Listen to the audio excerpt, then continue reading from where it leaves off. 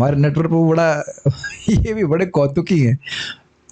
परम पूज्य राधा गोविंद महाराज जी को पूछा, महाराज कथा होती रहेगी? ये कुछ ना कुछ नया पॉइंट बताते हैं, मुझे बड़ा हंसी आती कि कथा होती रहेगी क्या? तो महाराज बोले कि भाई जब कस्टमर आते रहेंगे तो दुकान खुली रहेगी भाई कस्टमर नहीं आएगा तो दुकान बंद होगी, तो श्रोता आते रहेंगे सुनने के लिए तो कथा होती ही रहेगी। मुझे बड़ा अच्छा लगेगा, ये तो बड़ी अच्छी बात है। अच्छा बोल रहे थे। आज एक और बात बोल रहे थे सुभद्रा के बारे में, इनकी छोटी बच्ची के बारे में। मुझे थोड़ा संदेह होता था कि इसको अच्छा लगता है कि नहीं, तो बोले नहीं, यही 6:30 बजे बोलती, पापा 6:30 बज गया, चल रहा है क्लास में। वाह, देखिए ये आप हल्का ले रहे हैं, लेकिन ये हल्की बात बिल्कुल नहीं है। पुण्यर विना, मैं तो ये टीका याद हो गया, आप लोग को भी याद होगा, पुण्य विना तू श्रवण इच्छा न उत्पद्यते अर्थ। सीधा स्वामी की टीका एकदम याद कर लेना चाहिए कि बहुत महती पुण्य होता है तब उसका किसी व्यक्ति का श्रीमद् भागवतम को श्रवण करने की इच्छा होती है। आपने ध्यान दिया कि नहीं दिया? हमारे 3 गेस्ट आए थे ना लुधियाना से, दूसरे लोगों को हमने बैन किया था कि क्लास में नहीं आना है क्या। एक बच्चा आया, उसका भाई नहीं आया, और ऐसा नहीं था कि बहुत मतलब कोरोना से क्या होना है, पूरे देश की क्या स्थिति है उसमें विचार कर रहे, कुछ नहीं, ऐसे घूम रहे हैं। हो सकता है क्लास के जस्ट बाहर घूम रहे थे। मैं देख रहा था कि इच्छा भी नहीं आती। रुचि आने की तो बात छोड़ दी, इच्छा नहीं आती। हाँ, इच्छा भी नहीं आती कि कथा सुनने में, और इतना भी बोरिंग नहीं होती क्लास, मतलब इतना कि नहीं, इतना भी बोर नहीं करते जितना। आज की क्लास है तो बहुत गंभीर, लेकिन हमने उसको रुचिकर बनाने के लिए उसमें कुछ कार्टून्स डाल के रखे हैं। आपको बहुत मजा आएगा उसको सुन करके, ताकि समझ में आ जाए पॉइंट। आप लोगों ने अभी तक क्या सुना था कि वह कृति जिसमें भगवान का यश नहीं होता वह एकदम मृत के समान है, ये बोला। उसके बाद ये बोला कि जो भगवान का यश से युक्त हो, भले ही काव्य की रचना से बहुत गड़बड़ हो, लेकिन उसको साधुजन शुणवंती गायंती गृणंती साधवा। वो कुछ सुनने वाला हो, सुनाने वाला हो तो सुनते हैं, सुनने वाला हो तो बोलते हैं, और कोई नहीं होता तो खुद ही बोलते रहते हैं। अब वो जो बोल रहे हैं वो बहुत रिवोल्यूशनरी है। मैंने बोला ना, एक नारद जी की एक एक श्लोक बड़े क्रांतिकारी, कह रहे हैं कि ब्रह्मानुभूति भी, भगवान का जो ब्रह्म एस्पेक्ट है, ब्रह्म अनुभव, उसमें भगवान का अनुभव नहीं है, वह भी क्योंकि भगवान के भाव से शून्य है, वो अच्छा नहीं लगता। तो फिर स्वर्ग आदि प्राप्ति करने का प्रयास है, इस जगत में महान बनने का प्रयास, वह क्या फायदा देगा? भगवान की भक्ति के बिना सब कुछ शून्य है, वह इस श्लोक से बोल रहे हैं। और काफी ऐसे देखने में बहुत हल्का फुल्का लगता है, लेकिन बहुत सारी बातें आप सीखने को मिलेंगी, तो आप उसको पीछे में बोलेंगे। आपका पनिशमेंट आपको याद है ना? आपको भागवत बोलनी है मेरे पीछे, ठीक है? दीजिए mic, you are now the official chanter, ठीक है? श्रीमद् भागवतम, ये अच्छा पनिशमेंट है कि नहीं? ठीक है। श्रीमद् भागवतम प्रथम स्कंद 5वां अध्याय 12वां श्लोक।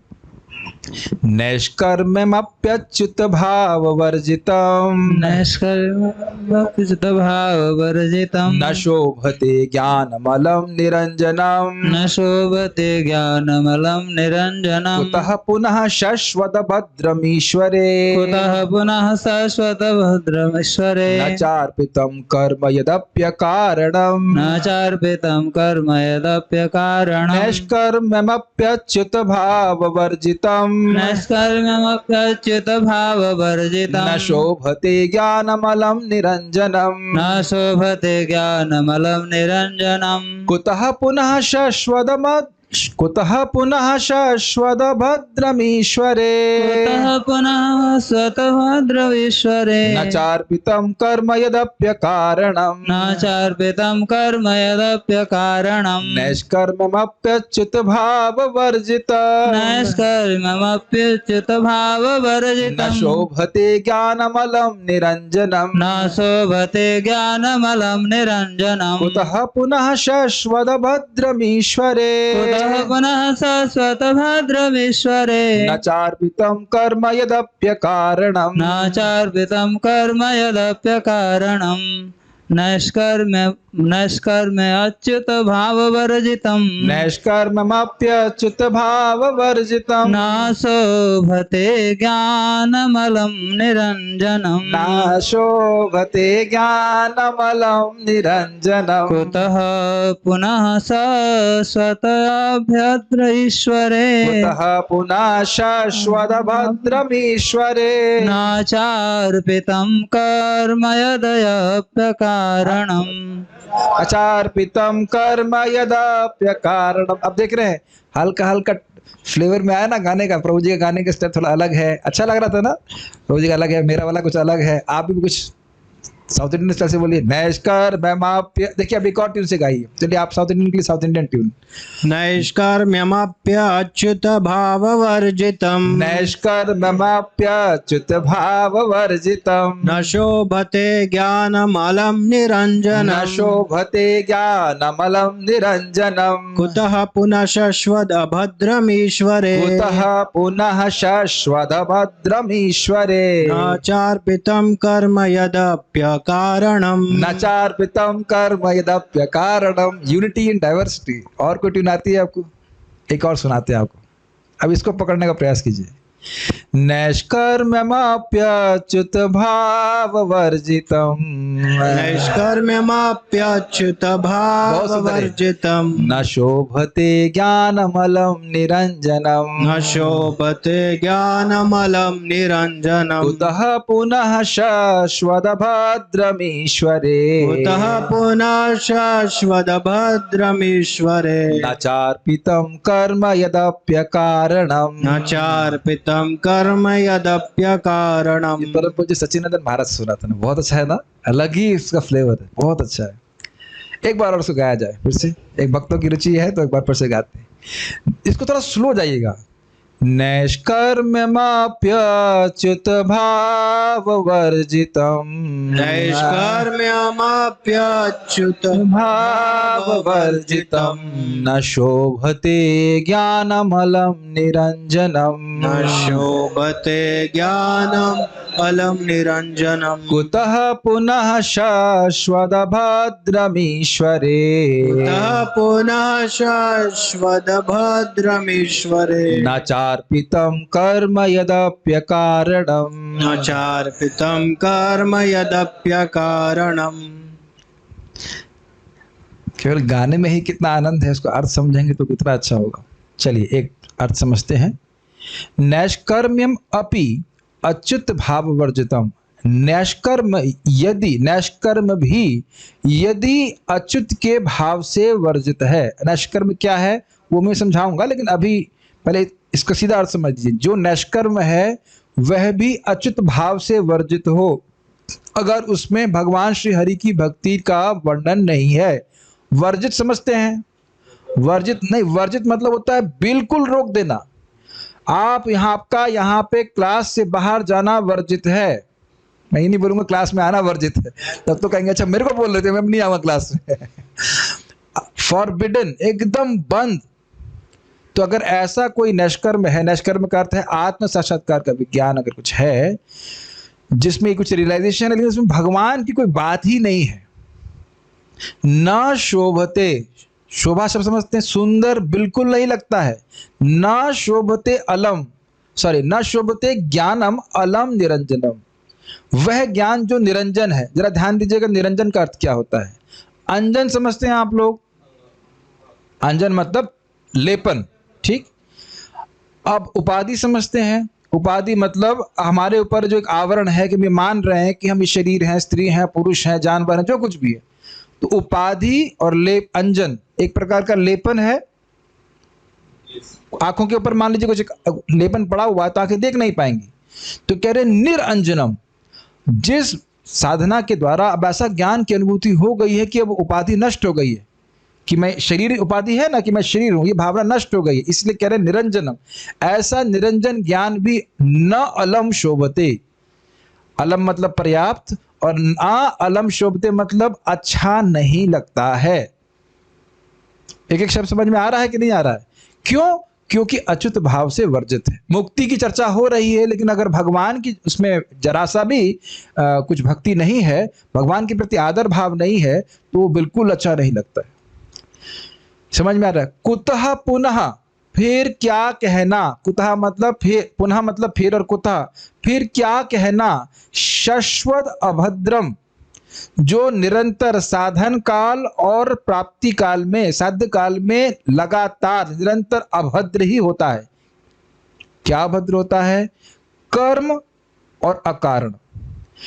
काम्य कर्म, जगत को में कुछ भोग प्राप्त करने वाले कर्मों को काम कर्म कहते हैं, और निष्काम भाव से सेवा कर रहा है तो उसको निष्काम कर्म कहते हैं। कहते हैं दोनों ही यदि भगवान के चरणों में अर्पित नहीं है, ईश्वरे नाचार्पितम, तो फिर उनका तो कहना ही क्या।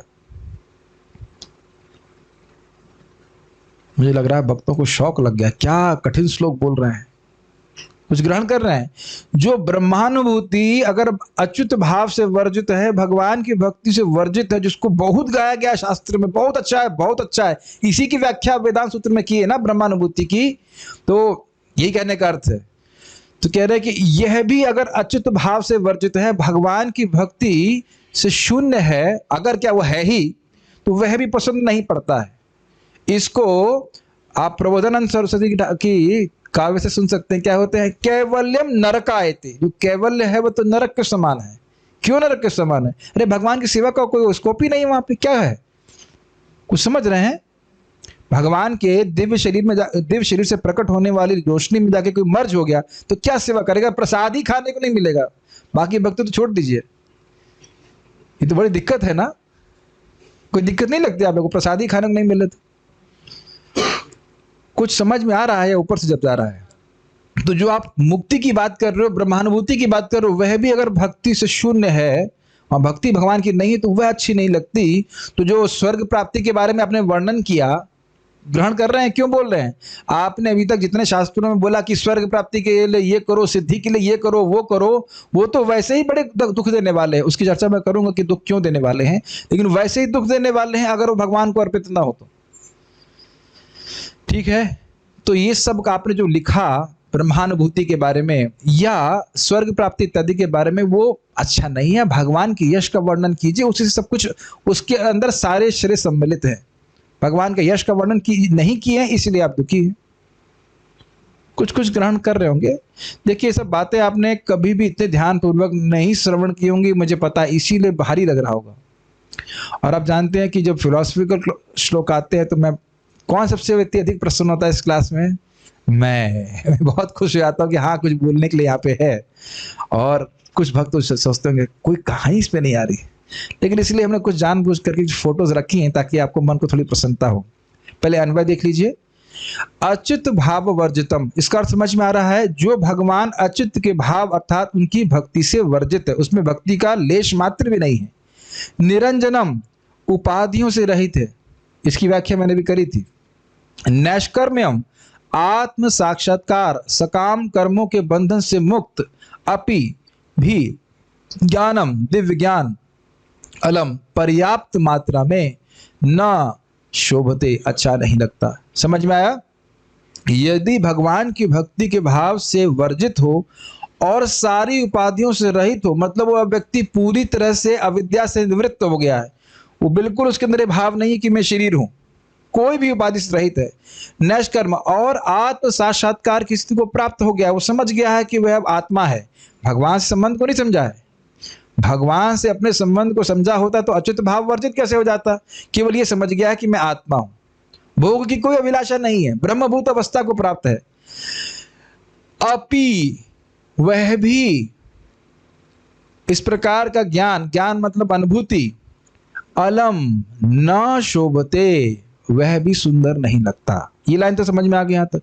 फिर कह रहे शाश्वत, जो निरंतर साधन काल में और फल काल में, तो निरंतर साधन काल में और फल काल में जो अभद्रम अर्थात दुख स्वरूप है। जरा समझिए इस बात को।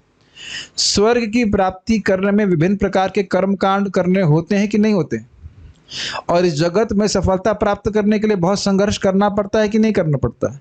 तो क्या ये सब दुख है या नहीं है? या मैं खाली बोल रहा हूं ऐसे तो सभी लोग हाँ कर रहे हैं? जगत में कोई भी आप वस्तु प्राप्त करना चाहते, दुख है कि नहीं? और जब वो वस्तु प्राप्त हो जाती है तो सब आपको पसंद करते हैं, है ना? सब लोग खुश हो जाते हैं ना कि कितना सफल व्यक्ति है, भगवान करे उसको और सफलता भगवान दें, यही सोचते हैं ना सब। अब समझ में आ रहा है? अरे स्वर्ग ना समझ में आ रहा हो, यहाँ तो भौतिक सफलता समझ में आ रही है ना, कि जिन लोगों के बीच में, ध्यानपूर्वक श्रवण कीजिएगा, कि जिन लोगों के बीच में हम सफल होना चाहते हैं वो हमें सफल होने नहीं देना चाहते। इतना कुछ झूठ तो नहीं बोल रहा हूं। मुझे याद है जब मेरा IIT में नहीं हुआ था पहली बार तुम्हारे एक फूफा जी थे, बड़े प्रसन्न, तो मर गए बेचारे, इस वजह से नहीं मरे लेकिन मर गए, कहे मेरे प्रति कोई अपराध नहीं था, तब हम भक्ति नहीं कर रहे थे। तो बोले IIT में तो किसी किसी लोगों का होता है, समझ रहे, अंदर से बड़े खुश है, नहीं हुआ इसका, पढ़ाई में तो ठीक था लेकिन नहीं हो पाया था, और जब हो गया तब कोई कमेंट नहीं, मेहनत करेगा तो होगा ही। तो दोनों ही तरह से आप देख रहे हैं, और हम तो जान रहे हैं कितनी मेहनत की थी, बहुत मेहनत करनी पड़ती है, इज इट नॉट? और ऐसा नहीं है कि मेहनत के बाद अब ब्रह्म भूता प्रसन्नात्मा न सोचती न कांक्षती, नहीं, उसके बाद कितना माथा मरना पड़ता है। ये तो समझ रहे हैं भाई, स्वर्ग की बात नहीं समझ रहे हो, इस जगत की बात तो समझ में आ रही ना। और स्वर्ग में भी हम श्रवण करते हैं किस प्रकार से कोई व्यक्ति स्वर्ग का राजा बन जाता है तो दूसरे लोग चढ़ाई करने लग देते हैं, बलि महाराज कर ही चुके हैं चढ़ाई। तो अब इस प्रकार से देख रहे हैं कि इस जगत में साधन काल में भी कठिनाई, और आगे जाके साध्य काल में भी कठिनाई, और उसमें भी देखिए कुछ गलती हो जाए तो स्वर्ग से नीचे गिर जाता है व्यक्ति।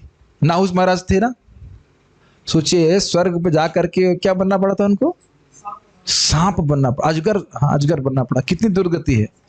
अब ये बताइए कि भक्ति करने में कोई दुख है? हाँ प्रभु जी, हमें आपका प्रवचन सुनने आना पड़ता है,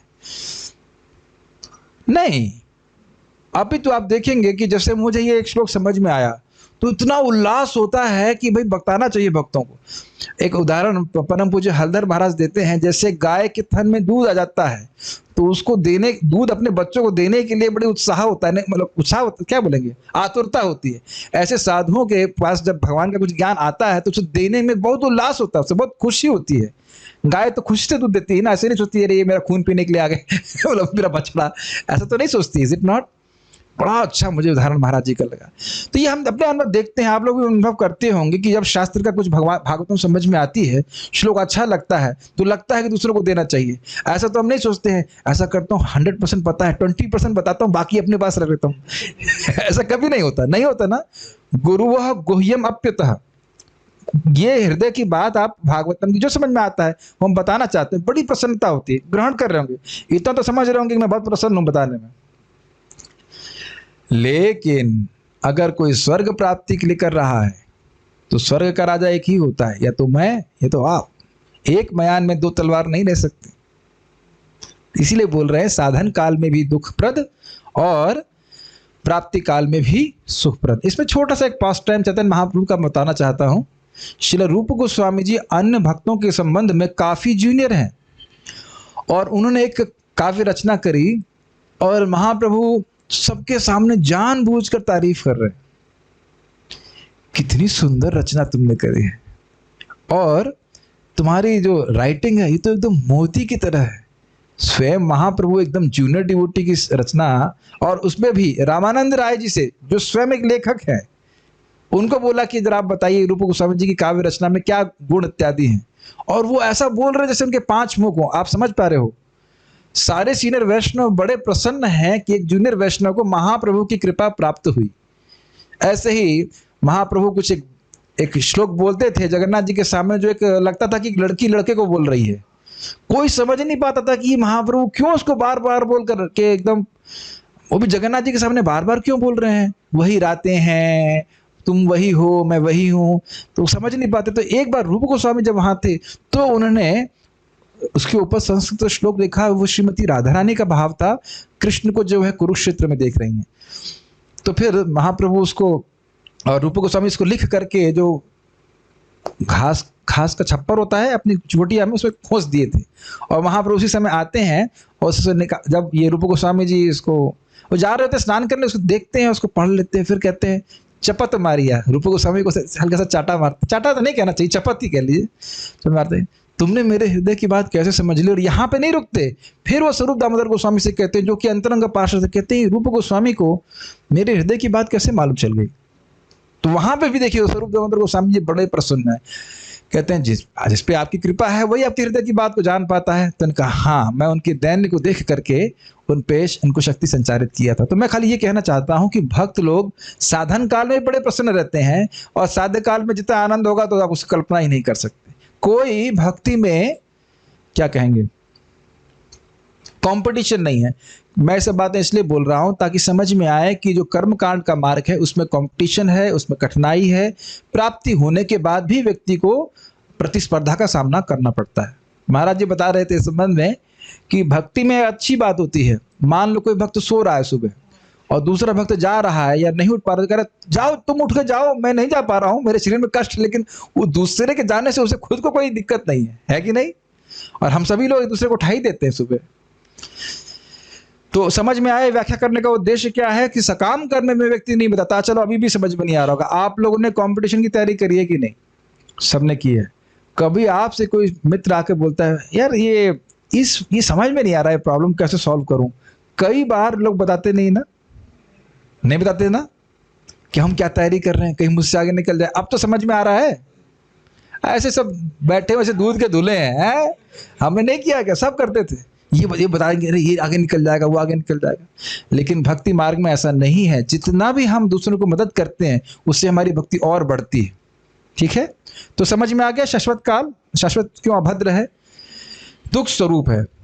और एक और कारण से दुख स्वरूप है क्योंकि ये आत्मा को कुछ सुख नहीं प्रदान करने वाला। कि तीनों लोकों का राज्य भी प्राप्त हो जाए तब भी आत्मा कभी सुखी नहीं होने वाली, ये भी है। एक बात सोचिए, आपने चाहे करनी ही पड़ेगी तब थोड़ी बहुत तपस्या तो भक्ति में भी करनी पड़ती है। मान लो मन नहीं कर रहा है फिर भी जब कर रहे हैं, जो कुछ भी है। लेकिन एक बार अविद्या निवृत्त या जितनी मात्रा में अविद्या निवृत्त होने लग गई तो फिर भक्ति में सुख है कि नहीं? डायरेक्ट भगवान की भक्ति का सुख। लेकिन खूब तपस्या करी है और उसके बाद स्वर्ग प्राप्त हो गया, आप सुखी हो जाएंगे? कुछ make sense? It doesn't make sense. इस जगत में खूब तपस्या की, पैसे इकट्ठे कर लिए, सुखी हो जाएंगे? आप समझ में आ रहा है?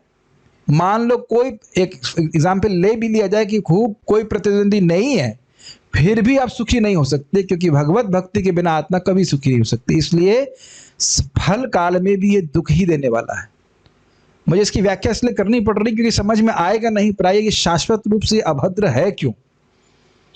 और इसी की व्याख्या आपने खूब जमते करी है। जरा बताइए, यही तो बात है ना। जितना आपने धर्म अर्थ काम आदि की व्याख्या करी है उस प्रकार से भगवान के यश का वर्णन तो किया नहीं। और देखिए कितने ही नहीं, ये शाश्वत अभद्र है, आपने तो अभद्र का ही निर्माण किया है, ऐसा कहा जा सकता है।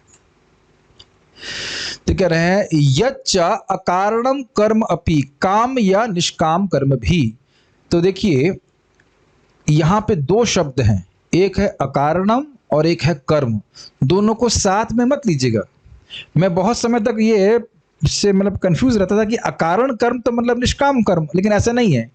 कर्म मतलब काम्य कर्म, मतलब किसी भोग इच्छा को प्राप्त करने के लिए किया गया कर्म, और अकारणम मतलब निष्काम कर्म। ये दो लिए जा रहे हैं। कृपया इन दोनों को अलग अलग देखेंगे। कुछ समझ पा रहे हैं बात? तो कह रहे अकारणम कौमा कर्म अपि, यानी निष्काम कर्म भी और काम्य कर्म भी यदि ईश्वरे भगवान को समर्पित नहीं होते हैं, न अर्पितम अर्पित नहीं होते हैं, तो पुनः कुतः शोभते, वे तो नहीं ही शोभित होते हैं। जो ब्रह्मानुभूति है अगर वह भक्ति भाव से वर्जित है, वह अच्छी नहीं लगती। तो ये जो पहले से ही दुख देने वाले कर्म हैं, वह तो अगर भगवान को समर्पित नहीं हो तो दुख देने वाले ही हैं। और आपको समझ में आ रहा हो कि नारद जी क्यों बोल रहे हैं, अरे भाई इन्हीं का तो वर्णन किया आपने, तो भाई ये तो सब तो दुख का निर्माण करने वाले हैं। तो जब जीवों का कल्याण करने की भावना लेके आप चल रहे हैं, लेकिन इससे तो जीवों का कल्याण होगा नहीं, और इन्हीं पे आपने बल दिया है, तो इसीलिए आप दुखी है। क्या ये सारा लॉजिक समझ पा रहे हैं कि एकदम से क्यों बोल रहे हैं नारद जी बात? हाँ, शायद समझ में आ रहा होगा। अनुवाद कम से कम मैं बार बार बोल रहा हूं, जैसे आप देखिए अनुवाद को हाईलाइट किया गया है, ठीक है। इतना इस प्रकार से भी समझ में आए तो भी मैं संतुष्ट हूं। मतलब जितनी लाइन बोल रहे हैं उतनी समझ में आए, फिर भूल जाए आप पिछली वाली, फिर जितना बोल रहा हूं उतना समझ में आए, फिर भूल जाए तो भी चलेगा। लेकिन एक बार अगर आप दोबारा पढ़ेंगे तो निश्चित रूप से आपको सुना हुआ रहेगा तो समझ में आएगा। आत्म साक्षात्कार का ज्ञान समस्त भौतिक आसक्ति से रहित होने पर भी शोभा नहीं देता यदि वह अच्युत ईश्वर के भाव से शून्य हो। तो फिर उन सकाम कर्मों से क्या लाभ है यदि वे भगवान की भक्ति के लिए काम ना आ सकें और जो स्वभावतः प्रारंभ से ही दुखप्रद तथा क्षणिक होते हैं। ये सब समझ में आ रहा है? स्वर्ग प्राप्ति भी क्षणिक है। शाश्वत काल में दोनों तरफ चले जाइए, अनादि अनंत। तो ब्रह्मा जी कह रहे हैं मेरी आयु कैसी है? आयु आयु आयु, ब्रह्मा जी का दिन नहीं, आयु एक क्षण की तरह। अब उनका दिन, और उनके दिन में कितने हैं, 14 बार सरकार बदलती है, 14 मनवंतर आते हैं, 14 इंद्र आते हैं। अब आप समझ लीजिए। तो आप सोच सकते हैं कि 10,000 साल तो बड़ा आनंद आएगा। नहीं, यहाँ पे लोग 5 साल के तो कोई भी नहीं लग रहा, 30-40 लोग, 30-35 जो भी है। आप लोग बचपन में लग रहे थे ना कि काफी समय है मेरे पास जवान होने में, इस नॉट। कुछ लोग थोड़े थोड़े व्रत लग रहे हैं, वाइट बाल हो गए ऑलमोस्ट। जब आप छोटे थे तो आप सोच रहे थे ना काफी टाइम लगेगा मुझे बुढ़ा होने में। प्रभु जी, माता जी नहीं सोचते थे ऐसा बचपन में आप? हमारे पास तो बहुत टाइम है, और देखिए सटाक से हम बूढ़े हो गए कि नहीं। तो इसी प्रकार से स्वर्ग में भी 10,000 साल, वहां तो और तेजी से। स्पेशली आप देखते हैं कि भोग, जब आदमी भोग करता है तो टाइम नहीं देखता ना। खाना खाते हुए टाइम तो देखते नहीं होंगे आप लोग कभी, सोते हुए तो टाइम देख सकते नहीं है, और रोज सुबह यही लगता होगा अरे अभी तो सोया था इतनी जल्दी पूरी रात बीत गई। मैं भगवान से प्रार्थना करता हूँ, भगवान इस प्रकार से काश हमारा जप होने लग जाए। अरे अभी तो बैठा है, 2 घंटा हो गया, 6 घंटा हो गया, काश ऐसा हो जाए। एनीवेज, तो ये समझ में आया, ये दुखमय है, क्षणिक है, असली दुख देने वाले हैं। अब हम कुछ कैमित्य न्याय के बारे में बताना चाहते हैं, क्योंकि इसका प्रयोग यहाँ पे भी हुआ है और ये श्रीमद् भागवत में कई बार होगा, तो इसको यहाँ समझ लेना। दोबारा मुझे ऐसा चेहरा मत दिखाना कि क्या बोल रहे हैं जो लोग भी। ये मुझे बड़ा गुस्सा आता है, कितनी बार की बात बता रहा है, अरे प्रभु जी नई बात बता रहे हैं लग रहा है कुछ। कैमित्य न्याय को हम बहुत मेहनत करके समझाने वाले हैं, उसको समझ लीजिएगा, ताकि कई बार इसका उपयोग होकर इस न्याय को समझ लेंगे तो श्लोकों को समझने में सुविधा होगी। कैमित्य न्याय क्या होता है इसको समझिए, क्योंकि यहाँ इसका प्रयोग हो रहा है। ये मुझे परम पूज्य राधा रमण महाराज जी बोले, मुझे बड़ा अच्छा लगा था। यदि गंगा जी में ऊंट डूब जाए तो मनुष्य का तो कहना ही क्या। मुझे बड़ा अच्छा लगा था। गुरु पूजा में पूछा महाराज जी से, हाँ ये कैमित्य न्याय का ही मतलब होता है कि गंगा जी में अगर ऊंट डूब गया तो आदमी तो डूब ही जाएगा। तो किम का अर्थ होता है क्या, और उता मतलब कहना, कहना ही क्या। तो आप एक फोटो देख लीजिए, अगर ये ऊंट गंगा जी में डूब जाए तो क्या ये छोटा बच्चा डूब सकता है? तो आप इस श्लोक में कैमित्य न्याय देख रहे हैं। अरे भाई, जब ब्रह्म का ज्ञान अच्छा नहीं लगता भगवान की भक्ति के बिना, तो भगवान को अनर्पित अभद्र, जो अपने आप में अभद्र हैं, काम कर्म या निष्काम कर्म, वो कहाँ, उनका तो कहना ही क्या। ग्रहण कर पा रहे हैं ये कैमित्य न्याय? ठीक है। दूसरा एग्जाम्पल दिया जा रहा है। अरे भाई, अगर किसी के पास 100 रुपए हैं तो 10 रुपए तो है ही उसके पास। हाँ भाई, जो आईआईटी से पास कर लिया है, बीटेक कर लिया है, तो अब ये उसके बारे में क्या कहना कि 12वीं पास किया है कि। नोट वाला एग्जाम्पल तो समझ में आ गया होगा, नोट से तो फैमिलियर है। समझ में आ गया कैमित्य न्याय? ठीक है, ओके। अब आप टीका में प्रवेश करेंगे, सारा अर्थ दर्शनी। आप लोग सोच रहे हैं क्लास समाप्त हो गई? नहीं, ओके। ना केवल भक्ति रहित वचन व्यर्थ हैं, जिनका व्याख्या आप पिछले 2 श्लोक में सुन चुके हो, अपितु श्रुति वचनों के द्वारा प्रतिपाद्य अपरोक्ष अनुभूत ज्ञान भी भक्ति के बिना व्यर्थ है। तो फिर परोक्ष अनुभूति रहित ज्ञान का तो कहना ही क्या। पर इतना कैमित्य समझ लीजिए। मतलब अपरोक्ष मतलब इंद्रियों के परे, ये जो निर्विशेष ब्रह्म है इंद्रियों के द्वारा सीधे ग्रहण नहीं किया जा सकता। जब चित्त में भोग के संस्कार हैं तो ब्रह्मानुभूति नहीं कर सकते। तो अपरोक्ष ज्ञान जो बोल रहे हैं नष्कर में, निरंजनम ज्ञानम अलम निरंजनम। अब सारी उपाधियां नष्ट हो गई। मेरी हिंदी किसी को समझ में आ रही है? ये जो साधक है, अब इसके अंदर ये कोई भाव नहीं है कि मैं स्त्री हूं कि पुरुष हूं कि शरीर हूं। शरीर से जो मिथ्या अभिनिवेश है वह पूरी तरह से नष्ट हो गया है, तो इस कारण से वह ब्रह्म की अनुभूति कर रहा है। तो कह रहे वह ब्रह्म की अनुभूति, अपरोक्ष ज्ञान, इंद्रियातीत अनुभव भी अच्छा नहीं लगता अगर वो भगवान की भक्ति से शून्य है। और उसका वर्णन करने वाला इंद्रिय गोचर ज्ञान, भाई मेरी हिंदी इससे कम नहीं आ सकती, इतना समझना पड़ेगा। जो वेद वर्णन कर रहा है कि भाई ब्रह्म ये है, ब्रह्म का ये करो, ब्रह्म की अनुभूति के लिए प्रयास करो, यह तो आंखों से कानों से समझ में आ रहा है ना, तो वो कहाँ अच्छा लगेगा। आप अपनी बात देखो, क्या आपको भी भगवान का अनुभव हो गया है? लेकिन भागवत अच्छी लगती कि नहीं? श्रीमद् भागवत हरि नाम अभी तो कौन से सुनाई पड़ रहा है ना, आंखों से दिख रहे ना भगवान, और जैसे जैसे भक्ति बढ़ती जाएगी तो भगवान कितने सुख देंगे उसकी आप कल्पना नहीं कर सकते। तो ये कह रहे हैं कि भक्ति से शून्य ब्रह्मानुभूति अच्छी नहीं मानी जाती, तो उस ब्रह्मानुभूति का वर्णन करने वाले शब्द भी, शब्दों का तो कहना ही क्या।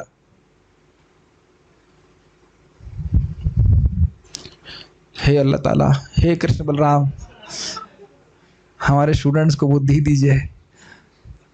आज आप लोग सोच रहे हैं आज गलत फंस गए हम, कल तो लीला लीला सुना रहे थे, आज आ गए फंस गए हम तत्व के बारे में। लेकिन मैं नहीं समझ रहा हूँ कि कुछ मुश्किल हो रहा है, इस इतना अभी अभी आप भगवान के बारे में श्रवण कर रहे हो, सुन पा रहे हो, हाँ अच्छा लगता है। और जब भगवान का अनुभव होगा तब तो क्या, फिर तो कहना ही क्या, फिर तो कहना ही क्या। तो कह रहे हैं कि ब्रह्मानुभूत, अब ये उसको उल्टा घुमा दीजिए, ब्रह्मानुभूति ही अच्छी नहीं लगती तो आप धमाधम जो वर्णन किए कि ब्रह्मानुभूति ये करो वो करो, तो वो क्या, उसका क्या कहना, वो तो बिल्कुल ही नहीं अच्छा लगेगा। अब तो समझ में आ गया होगा, ठीक है। फिर निष्काम कर्म का तो कहना ही क्या, और फिर सकाम कर्म का तो कहना ही क्या, जो नितांत वर्त है, इसको कहने के लिए यह श्लोक कह रहा है। कहना ही क्या, मतलब आपने जो कुछ कहा है उसको सब नहीं कहना चाहिए था, ये कहते हैं। अच्युत भाव वर्जित, अर्थात उस भक्ति से वर्जित जिसमें चिदानंद विग्रह वाले भगवान की भावना होती है, तो ऐसा ज्ञान भी शोभित नहीं होता। इसको जरा समझिए। क्या आप बार बार श्रवण नहीं करते हैं कि भगवान का स्वरूप जो है वो सच्चिदानंद है? तो भले ही हम उसको अभी ग्रहण नहीं कर पा रहे हैं कि वस्तुतः भगवान कैसे होंगे, लेकिन एक धारणा आ रही है कि हाँ भाई, ये जो भौतिक जगत का कोई भी अनुभव उससे परे भगवान है ये। अच्छा, और हम लोग शुरुआत से सुनते हैं भगवान निरंजन है, अलग है, ये है वो है, तो वही धारणा करके चलते कि नहीं चलते? सिद्धांत की दृष्टि से भी अभी हम बार बार यही श्रवण कर रहे हैं ना कि भगवान दिव्य हैं। दिव्य, अब दिव्य का मतलब आप क्या समझते हैं? कुछ नहीं समझ सकते, लेकिन दिव्य का अनुभव ही नहीं है, लेकिन ये तो समझ रहे ना कि हाँ भगवान कुछ है, दिव्य है। लेकिन इसका हल्का हल्का अनुभव आप लोगों को होता होगा जब आप जाप करते हैं या भगवान के विग्रह का दर्शन करते हैं, तो एक दिव्य सुख की अनुभूति हर भक्त को होती है। आप ये नहीं कह सकते कि नहीं होती। हमारी माता जी, आज हमारी माता जी मतलब प्रभु जी की पत्नी, एक स्कीम बनानी थी। मैं अल्फांसो आम लेके आई हूँ, माता जी बोल रही थी, मैं कृष्ण को देना चाहती हूँ। तो मैंने कहा ठीक है, तो आप हमको दे दीजिए, हम कृष्ण को दे देंगे। नहीं, मैं स्वयं देना चाहती हूँ। मैंने कहा मैं समझ गया, क्यों? क्योंकि उनका दर्शन बहुत दिन से नहीं हुआ। ये भक्तों की स्कीम होती है, this is good scheming. But ये स्कीम क्या दर्शाती है? भगवान से प्रेम है, भगवान का दर्शन करना चाहते हैं। जैसे आपने देखा था ना, देखा था मतलब सुना था कि महाप्रभु जगन्नाथ जी को देखे और बेहोश हो गए, नित्यानंद प्रभु देखे तो बेहोश हो गए, भक्त लोग विह्वल हो जा रहे हैं, तो उनको एक अनुभूति हो रही है। तो उससे हम कुछ अंदाज लगा सकते हैं, कि अनुमान लगा सकते हैं कि हाँ दिव्य अनुभूति होती है भगवान को देख करके। जैसे माता अदिति भगवान को देखती हैं, ध्रुव महाराज भगवान को देखते हैं, तो दिव्य अनुभूति होती है कि नहीं? वो श्रवण करके हम कुछ धारणा कर पा रहे हैं कि भगवान का स्वरूप दिव्य है। Make sense? भगवान निराकार नहीं है, ये बात। लेकिन जो ब्रह्मानुभूति के पद पे होते हैं वो शुरुआत से यही सोचते रहते हैं, निराकार है, अलग है, ये है, वो है, निरंजन है। तो वो कहाँ से अच्छा लगेगा बताइए? होप है, आशा है ना कि एक दिन हम भगवान के पास पहुंचेंगे, भगवान को सामने सामने देखेंगे। अब एक अलग उत्साह है ना इस प्रकार से। यस, तो ये कहना चिदानंद विग्रह वाले भगवान की भावना होती है, लेकिन अच्युत भाव से वर्जित ज्ञान में इस प्रकार की भावना कुछ नहीं होती। महाराज बोल रहे थे कि अरे ऐसे ब्रह्म की क्या फायदा कि भक्त को बुखार हो और पूछे भी नहीं। मुझे बड़ा इंपॉर्टेंट पॉइंट लग रहा था। तो यहाँ भक्त बीमार होता है या कभी कुछ कठिनाई में होते, द्रौपदी माता कठिनाई में थी तो भगवान को पुकारी ना, ब्रह्म को तो नहीं पुकारी, ब्रह्म तो नहीं बनना कुछ ना। और इस पे रूप गोस्वामी बड़ा कटाक्ष करते हैं, भगवान आपके ये ब्रह्म सब जगह है हम जानते हैं, लेकिन सब जगह रहने से फायदा क्या हुआ? बड़ा एकदम स्पष्ट लिखते हैं, कहते हैं आपके ब्रह्म के रूप में हर जगह रहने से क्या फायदा हुआ? जीव के जन्म मरण रूपी वृक्ष की एक पत्ती भी नहीं टूटी। क्या इस काव्य को समझ पा रहे हैं आप? लेकिन आपका नाम इतना शक्तिशाली है कि कदाचित वो जीभ पे आ गया, हरे कृष्णा कृष्णा कृष्णा हरे हरे, हरे राम राम राम हरे हरे। मैं गलत बोल गया, पूरा महामंत्र नहीं, केवल एक बार हरे। तो केवल एक बार भी हरि आ गया तो उस जन्म मृत्यु रूपी वृक्ष की जड़ भी उखड़ जाती। बहुत सुंदर मुझे लगा है। समझ रहे हैं ना, ब्रह्म सब जगह है तो लोगों की अविद्या नष्ट हो रही है, तो ऐसे ब्रह्म की उपासना से फायदा क्या। और इसी को संस्कृत में बोलते हैं, यद ब्रह्म साक्षात् कृति निष्ठयापि विनाश मायाति विना न भोगे अपैति नाम स्फुरणे न तत्ते प्रारब्ध कर्मेति विरौति वेद। बहुत सुंदर कह रहे, सारे वेद कहते हैं कि जो ब्रह्म पे बढ़िया से ध्यान कर रहा है, एकदम तैल धारावत, तेल की धारा समझते हैं, सरसों का तेल गिराएंगे तो एकदम कंटिन्यूअस बहती है, तो अरे कंटिन्यूअस ब्रह्म पे ध्यान कर रहा है, फिर भी प्रारब्ध कर्म भोगने पड़ते हैं। लेकिन सारे वेद कहते हैं कि नाम उच्चारण होने मात्र से प्रारब्ध कर्म भी दूर चले जाते हैं। तब कौन कौन का भजन करेंगे, ब्रह्म का करेंगे कि नाम का करेंगे? नाम भजन करेंगे। तो आप समझ रहे हैं मैं क्या बात कर रहा हूं। तो ऐसे वचन सुनने से व्यक्ति ब्रह्मानुभूति में लगेगा कि भगवान की भक्ति करेगा? भगवान की भक्ति करेगा। लेकिन अगर ये सब बातें सुनेगा ही नहीं तो क्यों, फिर तो वो ब्रह्म के चक्कर में पड़ेगा।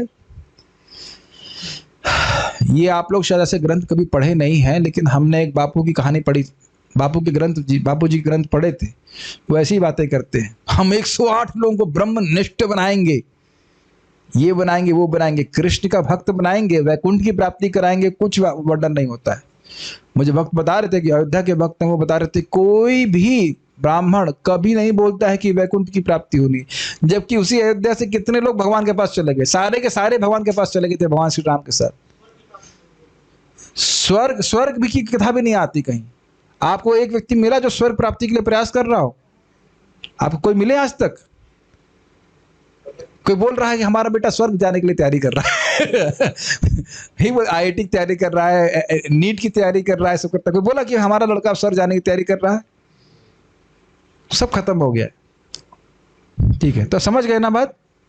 इस प्रकार का ब्रह्म ज्ञान अच्छा नहीं लगता। यद्यपि ज्ञान में भक्ति हो भी, अब बहुत ध्यान पूर्वक श्रवण कीजिए, यद्यपि ज्ञान में भक्ति हो भी, परंतु यदि साधक सोचता है कि भगवान और भक्ति माया से मिश्रित हैं, तो ऐसा ज्ञान भी मोक्ष साधक नहीं होता है। ये अर्थ है, बहुत गंभीर बात है। कभी कभी मायावादी लोग आपको हरे कृष्ण मंत्र बोलते हुए दिख जाएंगे, लेकिन उनके मन में क्या भावना है, ये भी माया है, मतलब है भगवान का नाम माया है, लेकिन मतलब माया का सत्वगुण का विकार है। अच्छा है, सत्वगुण का विकार है, और इसके द्वारा आप भजन करेंगे, आप मुक्त हो जाएंगे। फिर मुक्ति के बाद कोई भजन नहीं करना है। जब तक आप भगवान नहीं बन जाते तब तक आपको हरे कृष्णा करना है। कैसा लग रहा है सुनने में? आपको सुनने में लग रहा है, उतारो उसको नीचे से, है ना। मैं इसकी व्याख्या इस प्रकार से होती है, प्रमाण चैतन्य लीला में फिर चले जाइए। आपको याद है ना, मतलब रामदास से पहले की बात मत कर, रामदास की बात तो बोलूंगा ही, बोलना ही चाहता हूं। आपको याद है कि महाप्रभु जब सन्यास लिए तो गडरियों को, गडरिये समझते हैं, बकरी चराने वाले या गाय चराने वाले, उनसे हरि हरि सुना तो क्या बोले, कृतार्थ होइला आमी, मैं कृतार्थ हो गया। तो यहाँ तो ठीक है, जो भी हरि नाम कर रहा है महापुरुष प्रसन्न हो रहे हैं। रामदास नाम के व्यक्ति थे, वो रघुनाथ भट्ट गोस्वामी के संग हो लिए। जब रघुनाथ भट्ट गोस्वामी जी इनसे मिलने के लिए आए थे, आराम से महाप्रभु से मिलने के लिए, और वो शूद्र जाति के थे, रामदास कायस्थ परिवार से थे, तो 24 घंटे हरि नाम करते थे, लिटरली 24 घंटे राम राम राम करते। लेकिन महाप्रभु के पास आए तो महाप्रभु रघुनाथ भट्ट का आलिंगन किया और उधर देखा भी नहीं। आप समझ रहे हैं, गड्डरियों से कह रहे हैं कि मैं कृतार्थ हो गया, तुमने नाम उच्चारण किया, और इस व्यक्ति की पूरी उपेक्षा कर दी। क्या कारण था? तो श्री कृष्णदास कविराज गोस्वामी कहते हैं वो हृदय में चाहता था कि मैं भी राम बन जाऊंगा राम उच्चारण करके। हमारे गुरु महाराज की पुस्तक अगर किसी ने पढ़ी हो, जर्नी होम, उसमें महाराज बताते हैं कि एक व्यक्ति के पास गए, व्यक्ति बड़ा नम्र था, कहीं बिहार में कोई घटना बता रहे थे, बड़ा नम्र डिवोटी, बाह्य रूप से खूब सेवा कर रहा था, लगातार राम राम कर रहा था। एक दिन उस वक्त महाराज नहीं थे, वो लड़के ही थे, और उनको न्योता दिया कि आप प्रसाद के लिए आइए। वो प्रसाद के लिए महाराज गए। फिर उसने कहा कि आपको पता है कि मैं इतना सेवा क्यों करता हूँ, आपको पता है मैं इतना राम राम उच्चारण क्यों करता हूँ? तो महाराज तो एकदम लड़के थे, कहते हम क्या जान सकते हैं, आप बताइए। क्योंकि इसके द्वारा मैं राम बन जाऊंगा। तो महाराज के वो प्रसाद हमको डाइजेस्ट करने में बड़ी दिक्कत हुई, बड़ा भारी लगा कि भाई ये कहाँ फंस गए हम इस प्रकार से। तो ये आप समझ सकते हैं कि ज्ञान कर रहा है, उसमें कुछ कुछ भक्ति मिश्रित कर रहा है, लेकिन ये धारणा है कि भगवान का नाम तो माया है और मुझे बस तब तक उच्चारण करना है जब तक मैं मुक्त ना हो जाऊं, तो यह भी सच्ची भक्ति नहीं है, ये धोखेबाजी है। जैसे आपने कभी देखा है, सुना तो होगा कि राजा के कुछ मंत्री होते थे, वो बड़ी प्रेम से सेवा करते थे, मौका आया राजा को मार देना चाहते थे। ये तो आपने इंडियन हिस्ट्री में पढ़ा होगा, पता नहीं कितने नंबर आए हिस्ट्री में, लेकिन ये इतनी बात आपको याद होगी। बहुत सारे एग्जाम्पल नहीं पता आपको, पता होगा। ऐसे सब लोग हर चीज में ऐसे दिखाते हुए लगता है मैं कुछ अजीब सी बात कर रहा हूँ। हिस्ट्री तो पढ़े होंगे, कितने सारे लोग थे वो बड़ा प्रेम से सेवा कर रहा है, लेकिन वस्तुतः वो चाहता है कि राजा की गद्दी को हथिया ले। तो उस प्रकार का भक्त नहीं बनना है। हम लोग भगवान के शाश्वत सेवक हैं और भगवान के धाम में जाकर उनकी शाश्वत सेवा करेंगे। कब तक प्रभु जी, कब तक करना होगा? अगले इलेक्शन में भगवान कौन बन रहा है? भगवान का कोई इलेक्शन नहीं होता है, भगवान हमेशा भगवान रहने वाले हैं। ठीक है, ओके। अरे बहुत अच्छी बात है, भक्त ने कहा कि मायावादी भगवान का प्रेम नहीं, भगवान की गद्दी चाहता है। बहुत सुंदर बात, वेरी नाइस स्टेटमेंट। कितना अच्छी बात है ना। भक्त भगवान का प्रेम चाहता है और वो स्थान क्या चाहता है? चरण कमल, और वो भी एकदम धूल की तरह, कोई ध्यान नहीं दे, कोई विशेष स्थान नहीं चाहिए। कितना सुंदर बात भक्त ने बोला। भगवान, एक मायावादी व्यक्ति भगवान का स्थान चाहता है लेकिन भगवान का प्रेम नहीं चाहता। तो आप समझ रहे हैं सारी बातें, बहुत अच्छी बात, गुड। कैसा ज्ञान? मान लो यह प्रश्न हो तो कह रहे हैं कि अलम अर्थात अतिशयना और निरंजनम का अर्थ है उपाधि या अविद्या से रहित अपरोक्ष ज्ञान। तो फिर परोक्ष ज्ञान का तो कहना ही क्या। कहने का मतलब है कि बहुत अधिक बढ़ा हुआ ज्ञान है, सारी उपाधि नष्ट हो गई है, उसको ब्रह्मानुभूति प्राप्त हो गई, फिर भी वो अच्छा नहीं लगता, ना शोभते, अच्छा नहीं लगता है। तो फिर परोक्ष मतलब बिल्कुल जो आप मतलब उसके बारे में जो वर्णन हो रहा है उसका तो कहना ही क्या। ठीक है, ऐसा नहीं कहना चाहिए। अब कोई कहे कि अरे जब उपाधि नष्ट हो गई है, मतलब कि मैं ये शरीर हूं, ये नष्ट हो गया, तो उससे मुक्त हो जाना चाहिए। आप ऐसे क्यों कह रहे हो कि वह ज्ञान जिसमें भगवान की भक्ति का मिश्रण, भगवान की भक्ति नहीं होती, वह मुक्ति का कारण नहीं होता, ऐसे क्यों कह रहे? तो देखिए, ऐसा नहीं कहना चाहिए कि उपाधि के अभाव में मोक्ष की असंभावना नहीं होती। फिर से बोल रहा हूं, ऐसा नहीं कहना चाहिए कि उपाधि के अभाव में, अगर उपाधि नष्ट हो गई है तो मोक्ष की असंभावना नहीं होती। ऐसा नहीं है कि मोक्ष नहीं हो, या सीधे शब्दों में कहें कि अगर किसी की उपाधि नष्ट हो गई है और भक्त नहीं है तो ऐसा नहीं है कि वो फिर बंधन में नहीं पड़ सकता है। अगर भगवान का अपराध किया तो फिर बंधन में पड़ जाएगा। ठीक, सुनते रहिए, समझ में आ जाएगा। क्यों? तो कह रहे हैं क्योंकि भगवान की अचिंत शक्ति से नष्ट उपाधि भी पुनः पुनः प्रकट हो जाती है। किसी शुद्ध भक्त को यहाँ पे उपाधि का अर्थ समझ में आ रहा है? ये मैं प्राण खर्च कर रहा हूँ केवल। मुझे बहुत दुख हो रहा है कि मुझे लग रहा है मैं कुछ नहीं समझा पा रहा हूँ। उपाधि समझ में आ रहा है कि मैं शरीर हूँ, भोग, उसी वजह से सारी भोग की वासना होती है, तो वह सब नष्ट भी कर लिया हो अपनी साधना के द्वारा, फिर उत्पन्न हो जाएगा अगर भगवान का अपराध करेगा। वासना भाष्य में उद्धृत परिशिष्ट वचन इस प्रकार का है कि जीवन मुक्ता अपि पुनर्बंधनम यान्ति कर्म भी यदि अचिंत्य महाशक्तो भगवत्य अपराधिना। अगर कोई जीवन मुक्त भी है, जीवन मुक्ता अपि पुनर्बंधनम यान्ति, वह पुनर्बंधन को प्राप्त हो जाता है, कर्म बंधन को प्राप्त हो जाता है। कब? यदि अचिंत्य महाशक्ति हो, अचिंत्य महाशक्ति से युक्त भगवान का अपराध करता है। कौन सा भगवान का अपराध? कि भगवान का स्वरूप मायाइक है, माया है, यह भक्ति माया है। अगर ये अपराध करना शुरू कर दिया तो खत्म हो जाएगा। बहुत ज्यादा ध्यान पूर्वक सुनेगा। प्रभु जी पूरे टाइम ध्यान ही लगवाते रहते हो, हम लोग ध्यान ही हो गए। एक जगह ही तो थोड़ा तो आराम से कुछ कहानी किस्सा सुनाएंगे, घबराइए। देखिए, दो प्रकार के ज्ञानी है। एक ज्ञानी अभ्यास कर रहा है और ब्रह्मानुभूति प्राप्त हो गई, फिर भक्तों के संग द्वारा समझ में आ गया अरे भगवान तो एक शाश्वत पुरुष है, उनकी भक्ति करेगा, पार हो जाएगा। ब्रह्मभूत प्रसन्नात्मा न शोचति न कांक्षति समः सर्वेषु भूतेषु मद भक्ति लभते पराम। लेकिन दूसरा ज्ञानी क्या है? ये सब भगवान कुछ नहीं है, ये सब माया है, वो व्यक्ति गिरेगा। दो प्रकार के ज्ञानी समझ में आए? सुना ना आपने, बहु नाम जन्म नाम अंते ज्ञान मान मान प्रपद्यते। तो ज्ञान का अनुशीलन कर रहा है, करते करते समझ में आ गया भगवान वासुदेव भगवान है, मैं सेवक हूं, पार हो जाएगा। लेकिन संग प्राप्त नहीं हुआ, अंट संट बोलता रहा कि भाई भगवान माया है, भक्ति माया है, ये वो, तो फिर वह नीचे गिरेगा। तो ये अपराध से व्यक्ति को बचना पड़ेगा। इसीलिए आवश्यक है कि हम श्रीमद् भागवतम का श्रवण करें ताकि सिद्धांत में कहीं गड़बड़ नहीं हो। मैं इसको कई बार समझाता हूं इस तरीके से। मान लीजिए हम रोड के ऊपर हैं और हम गिर पड़े, तो कहाँ पे हैं? उसी रोड पे। थोड़ा मरहम पट्टी होगी फिर ठीक हो जाएंगे। तो अगर कोई भक्त है, सिद्धांत ठीक है भाई, 4 नियम पालन करने में कुछ दिक्कत हो जाएगी, कुछ भी कठिनाई है, फिर भी वो है तो उसी रोड पे ना, भक्तों का संग होगा फिर चलेगा। लेकिन अगर आपने देखा है रोड कभी कभी डिफ्लेक्ट होती है, डाइवर्जन समझते हैं, यहाँ से आप जाएंगे आगरा देखेंगे, तो उस डाइवर्जन को पकड़ लिया तो फिर वह रोड ही बिल्कुल अलग पकड़ लेगा। इसलिए सिद्धांतिक जो गड़बड़ है वो बहुत खतरनाक है। नियम मतलब नैतिक गड़बड़ है उतना कोई प्रॉब्लम नहीं है, नियम पालन नहीं कर पा रहा है कोई बात नहीं, लेकिन सिद्धांत में गड़बड़ नहीं होना चाहिए। तो समझ में आ गया, इतना तो मुश्किल नहीं है। तो इसलिए कभी भी ये आप लोगों ने चैतन्य महाप्रभु और मायावादी सन्यासी प्रकाशानंद सरस्वती के बीच में जो वक्तव्य है, वहां स्पेशल एक बात आपने सुनी थी कि सबसे बड़ा अपराध है कि अगर कोई व्यक्ति भगवान के स्वरूप को माइक कहता है, माया का उत्पादन कहता है। याद आ रहा है आपको बात? बाकी सब माफ है, बाकी सब माफ है, लेकिन ये बात माफ नहीं। ये बहुत बड़ा अपराध है। बहुत आप लोग नहीं करते हो, मैं खाली बोल रहा हूं कि इसको दिमाग में घुसा लेना चाहिए बात। अच्छा, वहां यह भी कहा गया है कि जीवन मुक्ता प्रपद्यन्ते क्वचित संसार वासनाम योगिनो न विलप्यन्ते कर्मभीर भगवत परहा। मुक्त पुरुष भी कभी कभी जन्म मृत्यु के चक्र में गिर जाते हैं। तो कभी कभी समझ में आ रहा है, ऐसा नहीं है कि सारे मुक्त पुरुष भगवान का अपराध करते हैं, लेकिन यदि भगवान का अपराध किया, इसीलिए मायावाद भाष्य कभी नहीं श्रवण करना चाहिए। यदि अपराध किया तो भगवान की कृपा से च्युत हो जाएंगे, ठीक है। परंतु भगवान के शरणागत भक्त कर्म से प्रभावित नहीं होते हैं।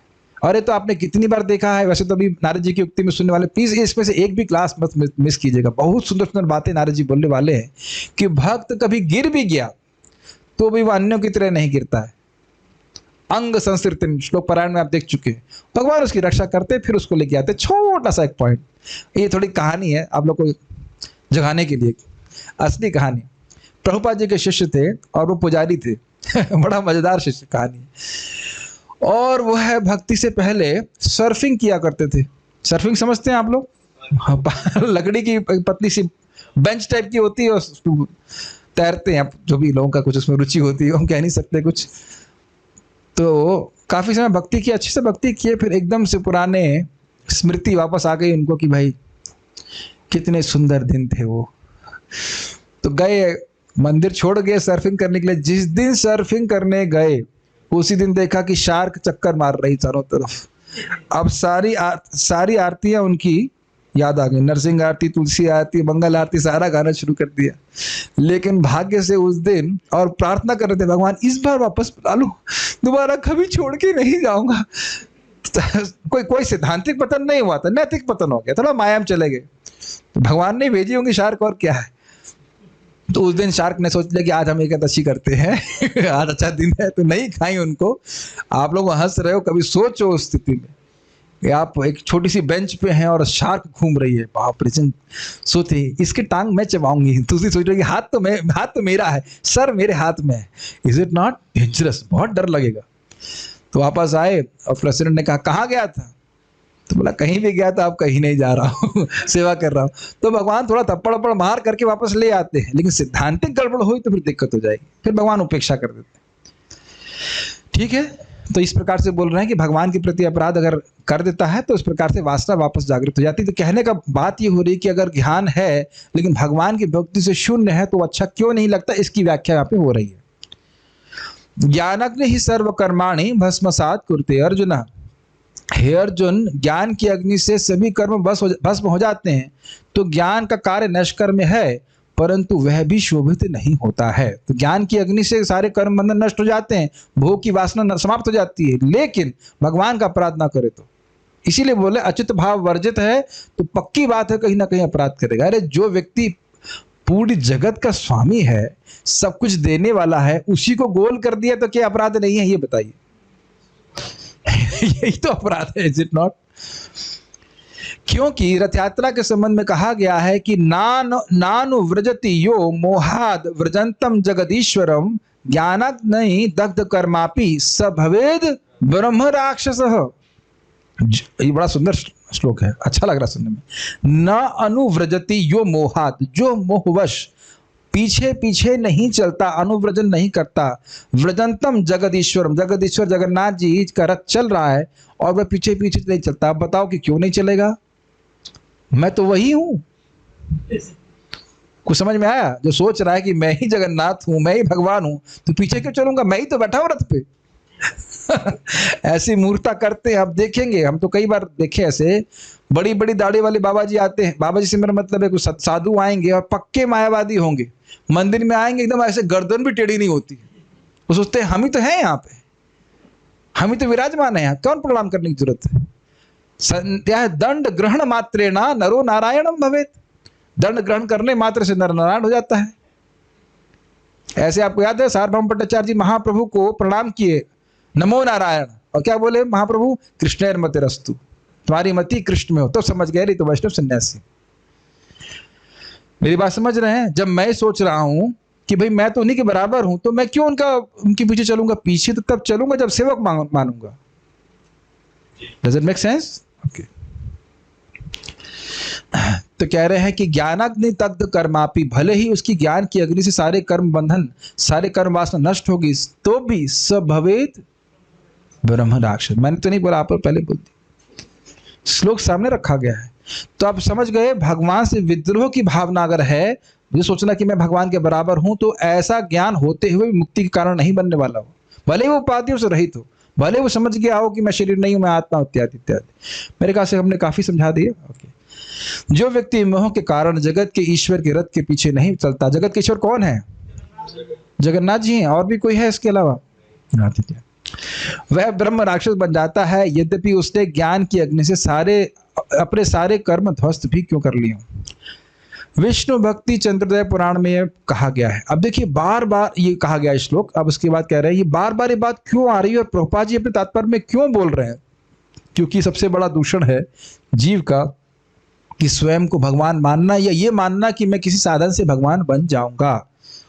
अब इसको एग्जाम्पल से सिखाएंगे। ये बाद में कहा जाएगा कि आरूह्य कृच्छेण परम पदम ततः पतन्त्यदहो नादृतयुष्मदंग्रया। आरूह्य कृच्छेण परम पदम ततः, परम पद की प्राप्ति की है, ब्रह्मानुभूति की प्राप्ति की है, बड़ी मेहनत करके। आरोहण समझते हैं चढ़ना, जैसे कि लोग वैष्णो देवी के उस पर चढ़ते हैं ना, पहाड़ के ऊपर।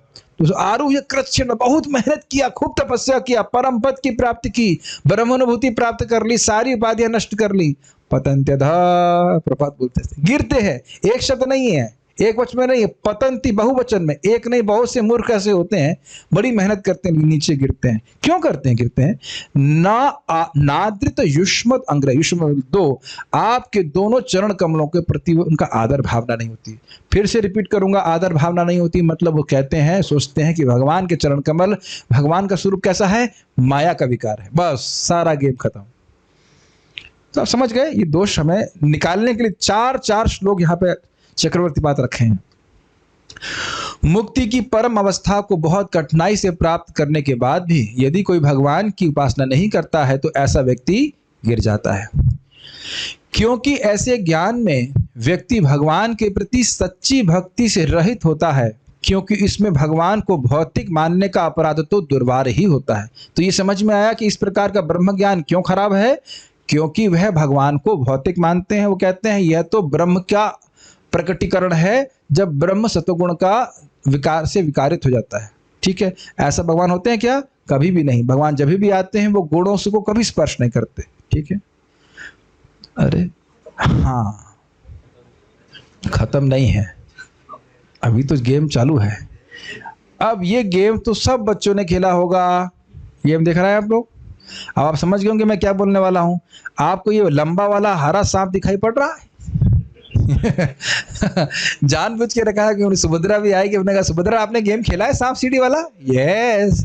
तो ये गेम तो हमारे सभी बच्चों ने खेला होगा, जो छोटे बच्चे से बड़े बच्चे सबने खेला है ना। और आपने देखा है कि बड़ी मुश्किल से पासे कर छेड़ना, बड़ी मेहनत करके पासे मार मार के खेल खेल के किसी तरह से कभी 7 से 29 धीरे धीरे करके हम 98 पे पहुंचते हैं। और फिर क्या होता है, वो एक गलती 99 को लेके फिर नीचे आ जाती है। मैंने जानबूझ के फोटो रखा है ताकि समझ में आ जाए। खूब मेहनत करके कई कई जन्म, एक जन्म, दूसरा जन्म, तीसरा जन्म, 4, 5, 6, 7, 8, 9, ठीक है। और प्रभुपाद इस बात को बोलते भी हैं, ये स्वयं चैतन्य महाप्रभु बोलते हैं। साधन साधक के निर्णय में सर्वज्ञ वाली कथा मैंने आपको सुनाई थी, उसमें बोले कि तुम साउथ की दिशा में खोदोगे तो एक अजगर बैठा हुआ है, यही अजगर 99 पे, जो कहता है कि तुम भगवान बन सकते हो, निर्विशेष ब्रह्म, वो तुमको खा जाएगा। क्या खा जाएगा? तुम्हारी सारी भक्ति खा जाएगा। समझ रहे हैं बात?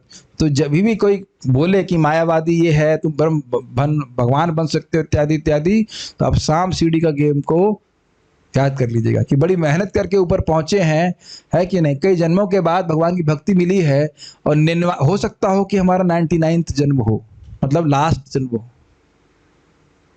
समझ रहे हैं? डोंट अंडर एस्टिमेट इट, ऐसा हो सकता है। एक मेरे रिश्तेदार थे, हैं मतलब कभी मरे नहीं, बहुत अच्छी बात कोट किए। पहले इंग्लिश में बोलूंगा फिर हिंदी में बनाऊंगा, बहुत ध्यानपूर्वक सुनिए। Water at 99 degrees Celsius does not know if it increases by 1 degree it will become steam. कितना सुंदर कोटेशन है ना, बहुत अच्छा लगता है मुझे। जो पानी 99 डिग्री पे है उसको ये नहीं पता होता कि 1 डिग्री बढ़ जाए तो स्टीम बन जाएगा। आप समझ रहे होंगे मैं क्या बोलने वाला हूं, कि हम लोग इतने जन्म में भटक रहे हैं, ये नहीं पता कि ये एक जन्म अगर कृष्ण को दें, भक्ति करें अच्छी तरह से। और ऐसा नहीं कि केवल एक टाइम खाना है, 11 बजे खाना है, अरे 9 बजे 5 बजे खा लो, खा पी के भजन करने के लिए बोल रहे हैं ना भगवान। ऐसा तो नहीं कि सो मत खाओ मत, ऐसा तो भगवान कुछ नहीं कह रहे। मेरा स्मरण करो। हाँ, ये कि एक और अगर बात आ रही तो जरा देख लीजिए, हम लोगों को कोई बहुत कृतश्रेणा करने की जरूरत नहीं, ये भक्तों के बीच में बड़ी दिमाग में दिक्कत हो जाती है। ये एसी बंद कर दीजिए, ठंडा करे। तो हम खाली बोल रहे हैं, कभी कभी भक्त लोग सोचते हैं कि अरे पिछले जन्म में लोगों ने इतने, पिछले युगों में इतनी तपस्या करी, तो हमें भी कुछ तपस्या करनी है। कुछ तपस्या नहीं करनी है, भगवान का स्मरण करना है। भगवान बोले हैं तपस्या करने के लिए, 2 बार एक ही श्लोक को कौन सा बोले हैं गीता में, मन मना भव मद भक्तो मदयाजी माम नमस्कुरु। बोले हैं एक टाइम खाओ, ऐसा तो कुछ नहीं बोले ना। कहाँ से लोगों को आइडिया आते हैं? मुझे याद है कि हमारे ब्रह्मचारी थे, मतलब हमारे साथ में ज्वाइन किए, और कार्तिक का समय था। मैं बोला वही सर्विंग कर सकते हैं प्रसाद? नहीं प्रभु मैं एक टाइम खा रहा हूँ। तो हमने कहा तुमको कौन बोला एक टाइम खाने के लिए? 2 टाइम खाओ, वैष्णवों की सेवा करो। न नाम सम तपह, न नाम सम व्रतः, न नाम सम यज्ञ। भगवान के नाम को चरण, न कोई तपस्या है, न कोई यज्ञ है, न कुछ। कहीं भगवान बोल रहे हैं चैतन्य महाप्रभु पूरी चैतन्य चरितामृत में दिखाई कि भूखे रहो? मुझे तो कहीं याद नहीं आ रहा। 5 टाइम 5 गुना खिला रहा है, खुद भी खा रहे हैं 10 गुना। एक बार महाप्रभु बैठे 100 लोगों का खाना खा गए प्रसाद, वो सब भी लीला है। तो हमारे भगवान खाने वाले हैं। जगन्नाथ जी तो 54 बार खाते हैं। भगवान का मतलब खाली मैं बोल रहा हूँ, जितना यथा योग्य हो उतना खाइए। ये सब मेहनत करने की जरूरत नहीं है। भगवान के शरणागति का भाव कल्टिवेट करना कि मैं उनकी दासी हूँ या मैं उनका दास हूँ, ये बात इंपॉर्टेंट। तो आप लोग सांप सीढ़ी वाला गेम समझ गए कि अगर कोई इस तरह से मेहनत कर रहा है और लास्ट में करके सांप मार देगा उसको कि मैं भगवान बनना चाहता हूं, तो बस वो फिर नीचे के गिर जाएगा। तो इसलिए आगे पढ़ते हैं। यदि भक्ति से रहित ऐसा ज्ञान व्यर्थ है तो फिर शाश्वत अर्थात फल काल और साधन काल में जो अभद्र अर्थात दुख रूप होता है, वह कर्म अर्थात प्रवृत्ति परक कर्म यानी काम कर्म, या अकारणम अर्थात ईश्वर अनर्पित निष्काम कर्म तो कदापि शोभित अर्थात सफल नहीं होते। ये लाइन आपको मैं फिर से एक बार रिवाइज करा दे रहा हूं, समझा तो मैं पहले ही दिया था। शाश्वत का अर्थ होता है हमेशा। तो साधन काल में भोग प्राप्ति के लिए किए जाने वाला कर्म दुख का कारण है, ये समझ में आ रहा है? मैंने एग्जाम्पल दिए थे ना, इस जगत में कंपटीशन में तैयारी करते हैं, है कि नहीं, या स्वर्ग प्राप्ति का प्रयास कर रहे हैं, वह सब तो दुख देने वाला है। और प्राप्ति हो जाती तब भी दुखमय है। क्यों? क्योंकि ध्यानपूर्वक श्रवण कीजिए कि जब भी कोई भौतिक वस्तु हम प्राप्त करते हैं वह फिर एक ग्लानि का निर्माण कर देती है। ग्लानि मीन्स एक अभाव। ये तो है, लेकिन वो और मिल जाता तो और अच्छा होता। क्या ये मैं गलत बोल रहा हूं कि आप देख रहे हैं? Is it not? ये समझ रहे हैं मेरी बात? जब कुछ भौतिक वस्तु प्राप्त होती है तो क्या एक ग्लानि का निर्माण नहीं करती हमारे जीवन में? और आप अपने जीवन में भक्ति का क्या प्रभाव देख रहे हैं? अभी एक भक्त माता जी बता रहे थे कि वो MBBS की तैयारी कुछ कर रही थी, अब बेचारी फंस गई। वो भक्तों के संग अच्छी खासी डिप्रेस चल रही थी, फर्स्ट क्लास डिप्रेशन में थी, और भक्तों के संग में आ गई। अब वो खुश हैं, अच्छा खासा डिप्रेशन का जीवन चल रहा था, अब ये गलत लोगों का संग हो गया, हरि कृष्ण वालों का। अब वो खुश है, वो जप कर रही हैं, कथा सुन रही हैं। अब कह रही अब तो मेरा को MBBS की तैयारी करने की इच्छा ही नहीं हो रही। एक्चुअली वो सही मार्ग पे है। आत्मा को MBBS करने की क्या जरूरत है? बताइए, सिंपल सी बात है ना। और आपने सुना ही था कि MBBS करने वालों को कितनी मेहनत करनी पड़ती है। एक दूसरी माता जी जो वाकई डॉक्टर है बता रही थी, 72 घंटे काम किया उन्होंने, 72 आवर्स। नृत्य नहीं कर रही थी वो, वरकेश्वर पंडित की तरह है, काम कर रही थी। हाँ, तो और क्या से फल। अब आप देखो, प्रैक्टिकल देख लो उनका। MBBS करने में, डॉक्टरी पढ़ने में कितनी मेहनत की होगी। भाई मुझे को कोई दिक्कत नहीं, डॉक्टर की जरूरत होती है, कुछ लोग तो उधर मेहनत करने चाहिए, लेकिन फिर भी कंपटीशन की तैयारी में मेहनत, पढ़ाई में बहुत मेहनत, और उसके बाद जॉब में भी कितनी मेहनत। तो साधन काल में और साध्य काल में दोनों में कठिनाई है कि नहीं? और भक्ति करने में क्या कठिनाई है? आप भी देखो, सुभद्रा भी बैठी हुई है आराम से। कितनी उम्र है इसकी छोटी बच्ची की? 5 साल ना। 5 साल के बच्चा भी भागवत सुन सकता है, कीर्तन कर सकता है। बेटा प्रसाद खा लेते हो आप? मम्मी जो बनाती हैं, सुभद्रा प्रसाद खा लेती हो? कोई दिक्कत नहीं है ना। तो बच्चा भी प्रसाद खा रहा है, तिलक लगा रहा है, भगवान को प्रणाम कर रहा है, मन मना भव मद भक्तो मदयाज इमाम नमस्करो, और हम भी वही कर रहे हैं, तो दिक्कत क्या है? जरा बताइए। महाराज की बात मुझे बड़ी अच्छी लगती, कह रहे हैं कि साधन काल में भगवान इतनी अच्छा लगता है भक्ति करना, और जब इसका फल मिलेगा तब तो आप कल्पना नहीं कर सकते। और कृष्ण प्रेम तो आप आगे की बहुत दूर की बात है, केवल निष्ठा पे आ जाइए। फिर देखिए, परम पूज्य लोकनाथ महाराज जी सनक सनातन प्रभु कहे, सनक मतलब उनके शिष्य है तो सनक कह सकते, सनक एक बार, सनक मतलब सनक सनातन, कि एक बार अनर्थ निवृत्ति हो जाए फिर कोई दिक्कत नहीं। महाराज अपनी अनुभूति से बोल रहे हैं। आप देख ही सकते हैं किस प्रकार से महाराज 6-6 घंटे निरंतर कीर्तन कर सकते हैं वृद्धावस्था में भी, कितने उत्साह के संग। एकदम प्रत्यक्ष देख लेना चाहिए कि कितना सुख भक्तों को मिल रहा है। और इसी जीवन, एक ही जीवन तो देख रहे हैं ना। ऐसे मैंने सुना था माता, क्या नाम का, जो उनका गोविंदा मातृपुरुषम गाती हैं, क्या नाम का, यमुना माता जी, उनका वक्तव्य था कि पता नहीं क्यों जब भी मैं जब करती हूँ मुझे बड़ा अच्छा लगता है। अपने में कोई योग्यता नहीं देख रही है, लेकिन हमने कहा हमें ऐसा क्यों नहीं लगता है? हमें ऐसा कब लगेगा? Is it not? हमेशा नाम गाने सदा रुचि, every day, any time, all the time. तो आप समझ रहे हैं, इस समय भी कोई खास कठिनाई नहीं है। प्रसाद खाओ, सुख से भक्ति हो रही है, मंगल आरती जाप इत्यादि। और जब भगवत प्रेम मिलेगा तो कहना है कि महाराज बता रहे थे, आसक्ति की अवस्था ऐसी हो जाती है कि व्यसन हो जाता है। व्यसन समझते हैं? छुड़ाए, हाँ, नशा हो जाता है भक्ति करना, छोड़े छुड़ाए हटता नहीं है। तो ऐसा व्यसन तो हम चाहते ही हैं, इज इट नॉट? एक और आप कथा सुनते हैं, रूप नारायण नाम के व्यक्ति थे, वो भागवत कर रहे थे। एक माता जी थी, क्या नाम था उनका, नाम याद नहीं आ रहा। तो कह रही थी कि मेरे मुख से, वो लगातार हरे कृष्ण मंत्र बोल रही थी, कह रही थी, उन्होंने कहा कि आप ऐसा क्यों कर रही हैं? ना ना ना, दूसरा माता जी थी, यही राधा कुंड पे, बहुत पुरानी बात है। तो कहने लगी मेरे से रुका ही नहीं जाता है। तो महाराज कह रहे थे ये तो अच्छा डिजीज है, इज इट नॉट? अगर ऐसा बीमारी हो जाए कि हरे कृष्ण श्री राम राम हरे, पकड़ रहे हैं जीभ लेकिन जीभ रुक नहीं रही, हरे कृष्ण श्री राम राम हरे हरे, सोते समय दिन, ये बीमारी हो जाए तो बहुत अच्छी बात है। तो हम खाली बात कर रहे थे कि हमने आपको पर्सपेक्टिव में दिखाया कि साधन काल में जो भौतिक लालसा के कारण कर्म किया जाता है वह भी दुख का कारण होता है, और जब उसका फल प्राप्ति होती है तब भी सुख का कारण होता है। तो ये ध्यान दीजिएगा कि जो इस जगत में घटित होता हुआ देख रहे हैं यही स्वर्ग पर्यंत भी है। कुछ समझ में आ रहा है? हम सोचेंगे कि यहाँ हम कुछ भौतिक प्राप्त करने के लिए कर रहे हैं तो यही कंपटीशन है ना, स्वर्ग में भी यही स्थिति है। वहां पे अतिशायता का दुख है। समझते हैं? मैं देवता हूं और प्रेम कृष्ण प्रभु भी देवता है, तो कहेंगे ना उसको अधिक भोग प्राप्त है। और अद्भुत बात यह कि इनको लगेगा कि मेरे पास अधिक भोग है, तो अपने भोगों को भोग नहीं पाएगा, सामने वाली की प्लेट देखेगा वो। Does it make sense? आपने कभी सोचा नहीं कि इंद्र इतनी सारी माता जी लोगों के पीछे क्यों परेशान होते रहते हैं? सुने ना कई बार पंगे हुए उनके, क्यों होते हैं?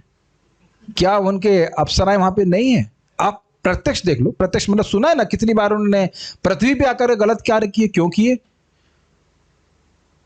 नहीं क्या कहते हैं, वो सुखी नहीं है ना। और आपने सुना भी है ना 18वें अध्याय की महिमा। इंद्र एक बार अपने सिंहासन में बैठे हुए थे और सब लोग उनकी तारीफ कर रहे थे, एकदम से सिंहासन से उतार के नीचे कर दिया उनको। क्या हुआ? और एक व्यक्ति आया बड़ा तेजस्वी और उसको उठा करके इंद्र के आसन में बैठा दिया। तो वो चकित हुए, ये क्या किया उसने हिसाब देखा, भाई ना कोई यज्ञ किया, ना तपस्या किया, ना व्रत किया, कुछ नहीं किया। अरे इसने भगवत गीता के 18वें अध्याय के 5 लोगों को रोज पढ़ता था, इसलिए इंद्र बन गया वो। और आप लोग अगर उसको सुने हैं तो ध्यानपूर्वक सुनने गया, वो जब तक इंद्र बना रहना चाहता था तब तक वो बना, जब उसका मन भर गया तो भगवान के पास चला गया। ये सब बातें शायद नहीं पता होंगी। भक्ति करके अगर स्वर्ग भी जाता है तो वो नीचे नहीं गिरता है। जब तक उसकी भोग इच्छा रहती है, हम करना है, तब तक रहेगा, फिर भगवान के पास चला जाएगा। ये सब आप लोग पढ़ सकते हैं, जब हम लोग क्लास कर चुके हैं इसके ऊपर भगवत गीता में। Anyhow, हम खाली बात ही कर रहे थे कि भगवान की भक्ति अभी भी सुखमय है और आगे भी सुखमय होगी। और ऐसी भक्ति से रहित इस तरह के काम कर्म जो भगवान को समर्पित नहीं है, ये तो बिल्कुल दुख के कारण है। ठीक है, समझ में आ गया प्रभुपाद जी का तात्पर्य। जैसा कि ऊपर कहा गया है, न केवल भगवान की दिव्य महिमा से विहीन सामान्य साहित्य भर्त्सना के योग्य है, अपितु भक्तिमय सेवा से विहीन निराकार ब्रह्म विषयक वैदिक साहित्य तथा चिंतन भी भर्त्सना के योग्य है। मैं समझता हूं आप समझाने की जरूरत तो है नहीं, सब लोग समझ गए होंगे इस बात को। यदि उपर्युक्त आधार पर निराकार ब्रह्म के चिंतन की भर्त्सना की जा सकती है, तो सामान्य सकाम कर्म के विषय में क्या कहा जाए जो भक्ति के उद्देश्य की पूर्ति करने वाला है ही नहीं। ठीक है, ऐसे तार्किक ज्ञान तथा सकाम कर्म से किसी को सिद्धि प्राप्त नहीं हो सकती। इसकी व्याख्या भी कर दी गई। ज्ञान है, भक्ति, उसमें कुछ बिल्कुल भी सम्मिश्रण नहीं, तो कुछ नहीं है, थोथी भूसी कूटने जैसा है, तो समझते होंगे। सकाम कर्म जिसमें लगभग सारे लोग लगे रहते हैं, या तो प्रारंभ में ही या फिर अंत में सदैव कष्टकारक होता है। इसकी व्याख्या भी कर दी थी आप लोगों को। सब लोग जिन लोगों को जॉब वॉब लग गया, सब सुखी है ना यहाँ पे? आप लोग जीडी वीडी तो दिए होंगे ना, ग्रुप डिस्कशन, कुछ कंपटीशन दे करके आप लोग उसमें गए होंगे। उसके बाद सोच रहे होंगे कि बस अब जीवन में कोई कठिनाई नहीं है। मुझे तो आप लोग कभी सोचो कि केवल सैलरी मिले और भक्ति ना करने को मिले, तब कैसे लगेगा? आप कल्पना नहीं कर सकते ऐसी। Is it not? भले आप लोग, मेरे को आपत्ति नहीं, करो नौकरी जो भी कुछ करना है, लेकिन कभी सोचिए कि नौकरी ही करने को मिले और भक्ति ना करने को मिले, तब देखिए क्या हालत। तब समझ में आया कि सुख कहां से मिल रहा है। करिए, नौकरी करिए, कुछ डोनर्स भी चाहिए हमको, कोई दिक्कत नहीं है, लेकिन हम बोल रहे हैं कि स्पष्ट देख लीजिए। इसीलिए हम नेटवर्क प्रभु के प्रति बड़े दुखी रहते थे। हमने कहा इतनी मेहनत करते हैं डिपार्टमेंट में और इनकी वजह से मुझे कुछ नहीं करना पड़ता है, इसके लिए मैं बहुत धन्यवाद देना चाहता हूँ। मैं केवल नाम का हेडेक ऑफ डिपार्टमेंट हूँ, बाकी तो प्रभु जी करते हैं। कहा लेकिन फिर भी कुछ कथा वथा में आते तो आना। अच्छा ये बताइए, कथा में आते हैं तो कोई टेंशन नहीं होती ना? लॉकडाउन हो चाहे कुछ भी हो, आराम से कथा में बैठे हैं कि नहीं, कुछ चिंता तो नहीं है ना? तो आप दोनों लोग आते हो, बहुत अच्छी बात है, वेरी गुड। और बच्ची को भी लाते तो और भी अच्छी बात। और नहीं यह कहें कि बच्ची लेके आती है, ये भी पता नहीं। भगवत गीता में भी इसकी पुष्टि की गई है कि ऐसे सकाम कर्म के फल को भगवान की सेवा में अर्पित कर देना चाहिए। ये अच्छी बात है। मान लीजिए किसी के पास कोई धन है या कुछ है, तो उसे भगवान की सेवा में लगाना चाहिए। तो धीरे धीरे हमारी जो बहुत सारे कर्म करने की जो इच्छा है वो सब समाप्त होती है। ये भी इंपॉर्टेंट है। अन्यथा वह भौतिक बंधन कारण होता है। सकाम कर्म के प्रमाणिक भोक्ता भगवान है और जब इसे जीव की तृप्ति में लगाया जाता है तो यह घोर कष्ट का कारण बन जाता है। इसको तो आप जानते ही हो। बहुत सिंपल तरीके से महाराज समझाते हैं, उसे बात समझ में आ जाएगी। कह रहे थे किसी गृहस्थ के यहाँ पे अगर धन बढ़ता है, अब दिक्कत ये है कि लोग कहेंगे प्रभु जी धन कहाँ बढ़ा है, सूखा पड़ा हुआ है प्रभु जी, धन तो बड़ा ही नहीं है, 4 ही करोड़ तो आए भी। तो कह रहे फिर जो भी हो, अब महाराज के उदाहरण में प्रस्तुत कर दे रहा हूं कि अगर मान लीजिए किसी गृहस्थ घर में धन बढ़ता है तो वैसा है जैसे नाव में पानी भरना शुरू हो जाए। तो महाराज कहते हैं, बड़ा अच्छा उदाहरण होता है, ऐसा तो नहीं कि जब पानी भरेगा तो हम खुश होंगे, अरे वाह इससे तो हम नहाएंगे, हम चाय बनाएंगे। नहीं, दोनों हाथ से निकाल करके बाहर फेंकता है। ये बात ध्यान दीजिएगा। कभी अपने चित्त में देखिएगा कि जो कुछ आपके पास संपत्ति है, मैं ये तो संभव नहीं कि सारा कुछ दे, संभव भी नहीं है, लेकिन जब आप उसे भगवान की सेवा के लिए देते हैं तो कैसा लगता है ना मित्र, देखिएगा बहुत अच्छा लगता है कि हम ये मैंगो भगवान को दें, या जैसे मैं आपसे मैंगो लेके आए, या कुछ भी भगवान को दीजिएगा, अब देखिएगा बहुत अच्छा लगेगा। अपने लिए ड्रेस खरीदते रहते हैं लोग, अगर भगवान के श्रृंगार के लिए आप सेवा के लिए कुछ दीजिए, आपको बहुत अच्छा लगेगा।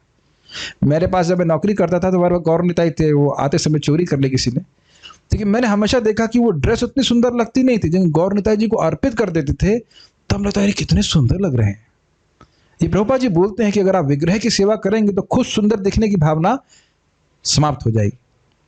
ये सब बातें भगवत गीता में आप सुन सकते हैं। तो आप कुछ लोग समझ आया होगा, उम्मीद है कि अगर ब्रह्म ज्ञान है वह भी भगवान की भक्ति से शून्य है तो वह अच्छा नहीं लगता, तो फिर सकाम कर्मों का क्या कहना और निष्काम कर्म का क्या कहना, या निष्काम कर्म का क्या कहना और सकाम कर्म का क्या कहना, और इन्हीं का वर्णन आपने किया, ये अच्छी बात नहीं। तो अब वो आगे निष्कर्ष आज नहीं होगा, कल देंगे कि आपको क्या करना चाहिए, आप क्यों क्या करना चाहिए और क्यों आपको ऐसा बोला जा रहा है, उसको आप कल श्रवण करने वाले। में कुछ प्रश्न अगर है तो मैं देख लेता हूँ। आज कोई ब्रह्मवादी तो नहीं हमारे बीच में? ओके। ये समझ नहीं आता कि भगवान के ब्रह्म ज्योति को भगवान से भिन्न क्यों माना जाता है, वो भी तो भगवान से ही आती है, नाम और गुण को अलग नहीं समझा जाता।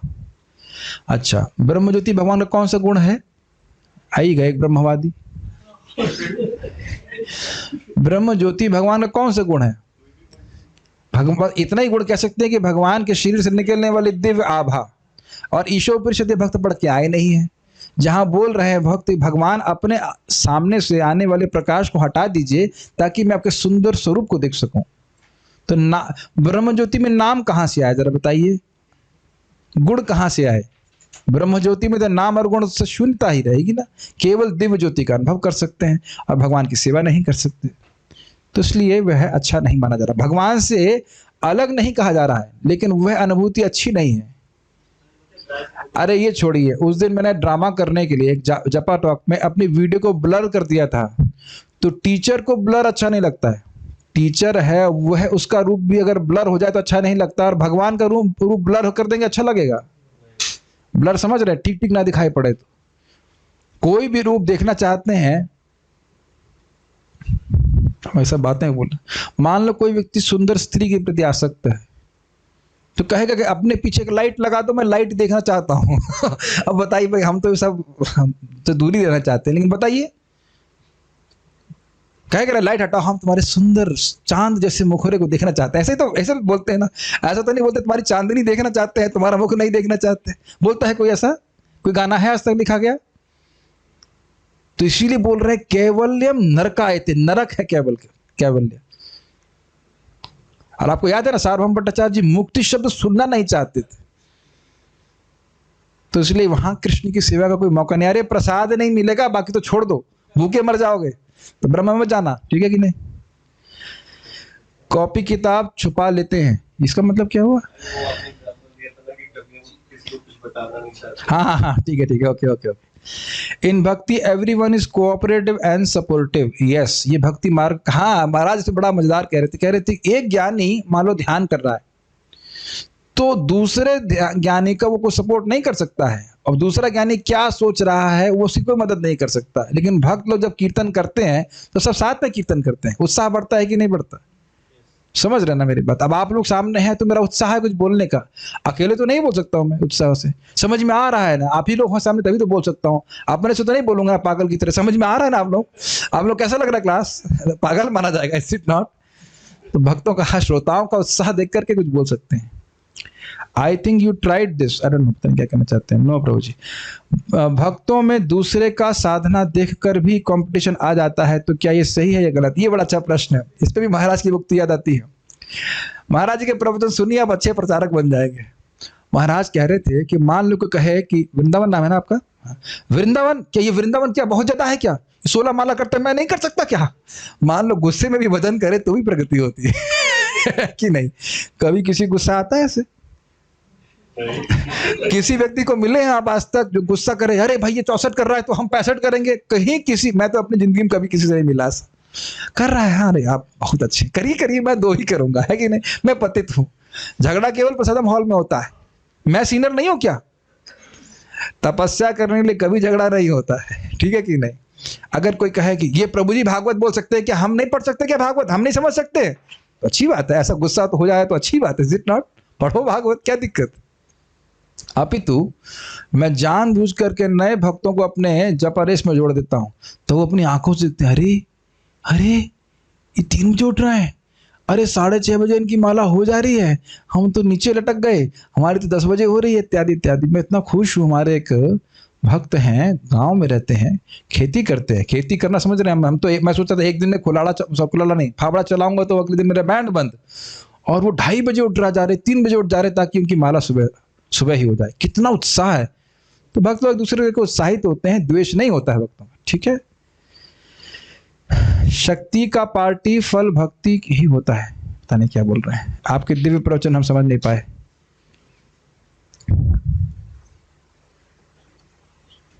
अरे अब अन्नमय कोश को यहाँ कैसे समझाऊंगा प्रभु जी, यहाँ का टॉपिक थोड़ा ना है अभी। कैमुत्य नाय समझ में आ गया। फोर्टियोरी लॉजिक, इसके बारे में नहीं जानता मैं, लेकिन संस्कृत जानता हूं मैं। फोर्टियोरी लॉजिक, कैमुत्य समझ में आ गया, फोर्टियोरी लॉजिक पता नहीं क्या होता है। मायावाद और तो कुछ नहीं बोल रहे ना, डेजिग्नेशन ओके। नियम समझ आ गया, बट सिद्धांत सही होना चाहिए। मतलब देखिए, कहने का अर्थ है कि भक्ति कर रहे हैं, 16 माला जप कर रहा है, 4 दिन का पालन कर रहा है। मान लो जो जप नहीं कर पाया, मान लो बीमार हो गया, कुछ हो गया, तो थोड़ा ठीक होकर के यही तो भजन करेगा कि मैं कृष्ण का भजन कर रहा हूँ, कृष्ण मेरे स्वामी है। लेकिन अगर ये समझने लगा कि मैं ही कृष्ण हूं, तब क्या करेंगे? तब तो ये समझिए कि अच्छा स्कूटर पकड़ लिया, हार्ले डेविडसन पे बैठ गया और गलत रोड पकड़ ली, साधना भी कर रहा है और बिल्कुल गलत उद्देश्य के लिए। तो इसलिए साधन साध्य का निर्णय ठीक से होना चाहिए। Okay, My parents are मायावादी। Okay, they keep listening to मायावादी lectures all the time। उन्हें लगता है कि मुक्ति मानव जीवन का परम लक्ष्य है, ब्रह्म ज्योति में विलीन हो जाना। This invariably goes in my ears। How do I avoid? एक इनका प्रश्न यह है कि इनके पिताजी माताजी मायावादी हैं, तो वह हमेशा मायावादी प्रवचन सुनते रहते हैं, तो इनके कान में चला जाता है। तो इसके लिए मैं आपको एक लिंक भेज दूंगा, एक बहुत बड़ा ईयरफोन आता है मोटा सा, जिसे लगा देने के बाद कुछ भी सुनाई नहीं पड़ता है। तो एक बात तो ये, और दूसरा है कि अपनी प्रवचन का जो अपना स्पीकर है वो लाउड चलाइए ताकि सुनाई नहीं पड़े। तो वो जब सुनेंगे महाराज जी के प्रवचन से कुछ तो कान में जाएगा कि हम कृष्ण के नित्यदास हैं। और आप भक्ति करते रहिएगा, जब आप वैकुंठ पहुंच जाएंगी तो आप कहेंगे अरे मेरे माता पिता भी कहीं कण बने हुए ब्रह्म ज्योति में, तो स्मरण करने मात्र से वो पहुंच जाएंगे। कोई गलत तो नहीं बोल रहा हूं ना? ध्रुव महाराज गए थे तो उनकी मां ने तो कोई खास भजन किया नहीं, तो पहुंच गए थे। हिरण्यकशिपु तो ब्रह्म ज्योति का कोई भी भजन नहीं कर रहा था, तो भी उसका उद्धार हो गया था। तो आप भक्ति करते रहिए, अब अगर आप प्रसाद बनाइए खाएंगे तो शायद ठीक हो जाएंगे, क्या कर सकते हैं। नैष्कर्म्य, हे भगवान, इसका अर्थ क्या होता है? अरे यही तो पूरे टाइम यही समझा रहे थे। नैष्कर्म का अर्थ है आत्म साक्षात्कार का वो स्थिति जिसमें कर्म बंधन नहीं होता है, उपाधि नष्ट हो जाती है, व्यक्ति अपने को आत्मा के रूप में समझ पाता है। ये नैष्कर्म का अर्थ है।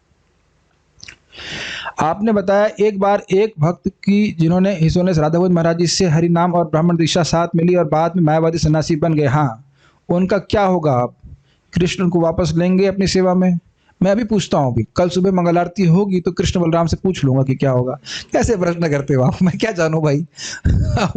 अब एक महान वैष्णव का अपराधी है, इतने महान वैष्णव का संग प्राप्त करके और उनका शरणागति प्राप्त करके वहीं चला गया, मायावादी बन गया, अब क्या जानेंगे? बताइए क्या कहेंगे? मूर्खी कहलाएगा, है कि नहीं? ऐसे मुझे कृष्ण अपनी सेवा में लेंगे कि नहीं, कुछ तो कुछ फायदा होगा आगे जाके, क्या कह सकता हूँ। ग्रीन शेक स्नेक इज मायावाद ज्ञान, पता नहीं क्या कहना चाहते हैं। अच्छा, कोई पर most of us before coming in भक्ति कंसिडर्ड आवरसेल्फ एज एंजॉयर। हम अपने आप को भोक्ता मानते थे भक्ति में आने से पहले। So in some way we thought that we are God or enjoyer or controller. Then also Krishna accepts us through the mercy of devotees. Then why Mayavadis are considered that much offensive? Because they are offensive. कह रहे कि हम सभी लोग भोग में पड़े हुए थे। इसको, ये प्रश्न बहुत गंभीर है, बड़ा ध्यानपूर्वक सुनिएगा। हम सब लोग भोग में पड़े हुए थे, फिर भी कृष्ण हमको भक्ति में लेके आए, लेकिन मायावादी लोगों को कैसे अपराधी मान रहे हैं? देखिए, हम में से कोई व्यक्ति मायावादी था क्या? ये बात ध्यानपूर्वक श्रवण कीजिए। भक्ति में आने का अधिकार के संबंध में भोग से पूरी तरह विरक्त नहीं है, लेकिन भक्ति प्रतिपादक शास्त्रों में रुचि है। बस ये शास्त्र, ये योग्यता है भक्ति में आने की। समझ में आ रहा है? क्या आप सब लोग भोगों से निवृत्त हो गए एकदम, कुछ भी भोग वासना नहीं है, ये नहीं कह सकते। लेकिन क्या आपको भागवत भगवद गीता अच्छा लगता है सुनने में? यस, ये मेरे वचन नहीं है, रूप गोस्वामी जी बोल रहे हैं। भक्ति प्रतिपादक ग्रंथों में रुचि विश्वास अच्छा लगता है, भक्तों के संग में बैठ करके भगवान के बारे में श्रवण करना। प्रमाण सताम प्रसंगाद मम वीर्य संविदो भवन्ति हृत कर्ण रसायन कथा तदजोषणादाशु अपवर्ग वर्तमनि श्रद्धारतिर्भक्तिरनुक्रमिष्यति। भक्तों के संग में आकर के भगवान की कथाएं बड़ी अच्छी लगती हैं, कान को अच्छी लगती हैं, और जब उसके अर्थ विचार करते हैं तो हृदय को अच्छी लगती हैं। क्या होता है? इससे भगवान में श्रद्धा होती है, आगे जाकर भाव होता है और प्रेम होता है। तो प्रोसेस ही है। लेकिन मायावादी आके बैठेंगे, अब जो माता जी कह रही हैं कि इनके माता पिता मायावादी हैं, तो कभी बैठेंगे भगवान के बारे में श्रवण करने के लिए? जब श्रवण ही नहीं करेंगे तो उद्धार कैसे होगा? ये बात है। ओके, अधिक इच्छा होती है और पानी की, पता नहीं क्या कहना चाहते हैं। दुष्कृति अनर्थ तो भगवान के नाम से कट जाते हैं, लेकिन सुकृति अनर्थ कैसे कट जाते हैं? उसके लिए हमें कुछ और करना पड़ेगा। अरे भाई, हरि क्या है? सर्वनार्थ नाश। महाप्रभु कह रहे हैं इस संकीर्तन के द्वारा, इस जप के द्वारा सारे अनर्थ कट जाएंगे, चाहे वो दुष्कृति से हो चाहे सुकृति से, सब कुछ। कैसे कैसे बातें करते हैं आपको। तत्तुम पुष्ण पर, हाँ ठीक है। मुक्ति entrance in mind, is it bad? देखिए, कह रहे हैं कि मुक्ति की इच्छा अगर मन में आती है तो गलत है। किस प्रकार की मुक्ति चाहते हैं आप, ये इस पर निर्भर करता है। अगर साईं जी चाहते हैं तो बहुत खराब है। हाँ, लेकिन भगवान के धाम जाना चाहते हैं तो अच्छी बात है, इसमें कोई दिक्कत नहीं है, एक लेवल से। हाँ, उसका कह रहे हैं कि ब्रह्म अनुभूति नहीं होती ब्रह्म ज्योति में। यस, और क्या है? और कुछ नहीं ना? ओह, कह रहे हैं कि माता जी सुन रही हैं, कह रही बहुत ज्यादा हो रहा है। ठीक है। कह रहे हैं कि नास्तिक लोग क्या मायावादियों से कम अपराधी होते? नहीं, वह भी वैसी प्रकार से अपराधी हैं, लेकिन कुछ कुछ मामले में आजकल के नास्तिक प्योर ब्रीड नहीं होते हैं। ऐसे मतलब हल्के फुल्के नास्तिक होते हैं, मतलब नास्तिक क्या कहें, न्यूट्रल लोग होते हैं, उनको भगवान से कोई मतलब नहीं, भोग में पड़े रहते हैं, इसलिए कहते हैं मैं नास्तिक हूँ। लेकिन अगर प्रमाणिक रूप से श्रवण करते हैं भगवान के बारे में तो भक्त बन जाते हैं। प्योर ब्रीड मायावादी भी मिलता नहीं आजकल, क्योंकि प्योर ब्रीड मायावादी तो बहुत तपस्या करेगा, उन्हें बस खाली ऐसे कुछ करना नहीं होता। मुझे याद है कि आईआईटी में एक व्यक्ति था तथाकथित मायावादी, वो सिगरेट पीता था। हमने कहा सिगरेट तमोगुण है, हम इसको तमोगुण में नहीं मानते। हमने कहा यही आपका तमोगुण है। जो प्योर ब्रीड मायावादी होगा वो बहुत तपस्वी होगा, ऐसा नहीं कि सिगरेट पी रहा है, मुर्गा खा रहा है, ऐसा नहीं करेगा वो। उन लोगों को भगवान की सुनना नहीं है, इसलिए कोई नियम नहीं पालन करने, इसलिए वो निरंकारी हो जाते हैं। हमारे एक रिश्तेदार की सास है, हमने कहा आप निरंकारी क्यों होंगे? कहती पहले हमें बड़े एकादशी करनी पड़ती थी, नियम पालन करने पड़ते थे, अब जब से निरंकारी होंगे कोई नियम पालन नहीं करना पड़ रहा है। लेकिन भगवान की कृपा है कि अब दोबारा से वह भक्त बन गई हैं, एकादशी कर रही, जब कर रही, इत्यादि इत्यादि। ठीक है। अरे कोई है हमारी सुनने वाला भाई, समझ रहे ना मेरी बात? ओके, तो आई थिंक ये पॉइंट क्लियर हो गया। ये श्लोक कठिन था, अगर आप लोग कठिन लग रहा हो तो कोई आश्चर्य की बात नहीं, इसमें काफी तात्विक बात है, समझ में आ गया होगा सब बातें, उम्मीद करता हूँ। अब हम लोग यहाँ रुकते हैं और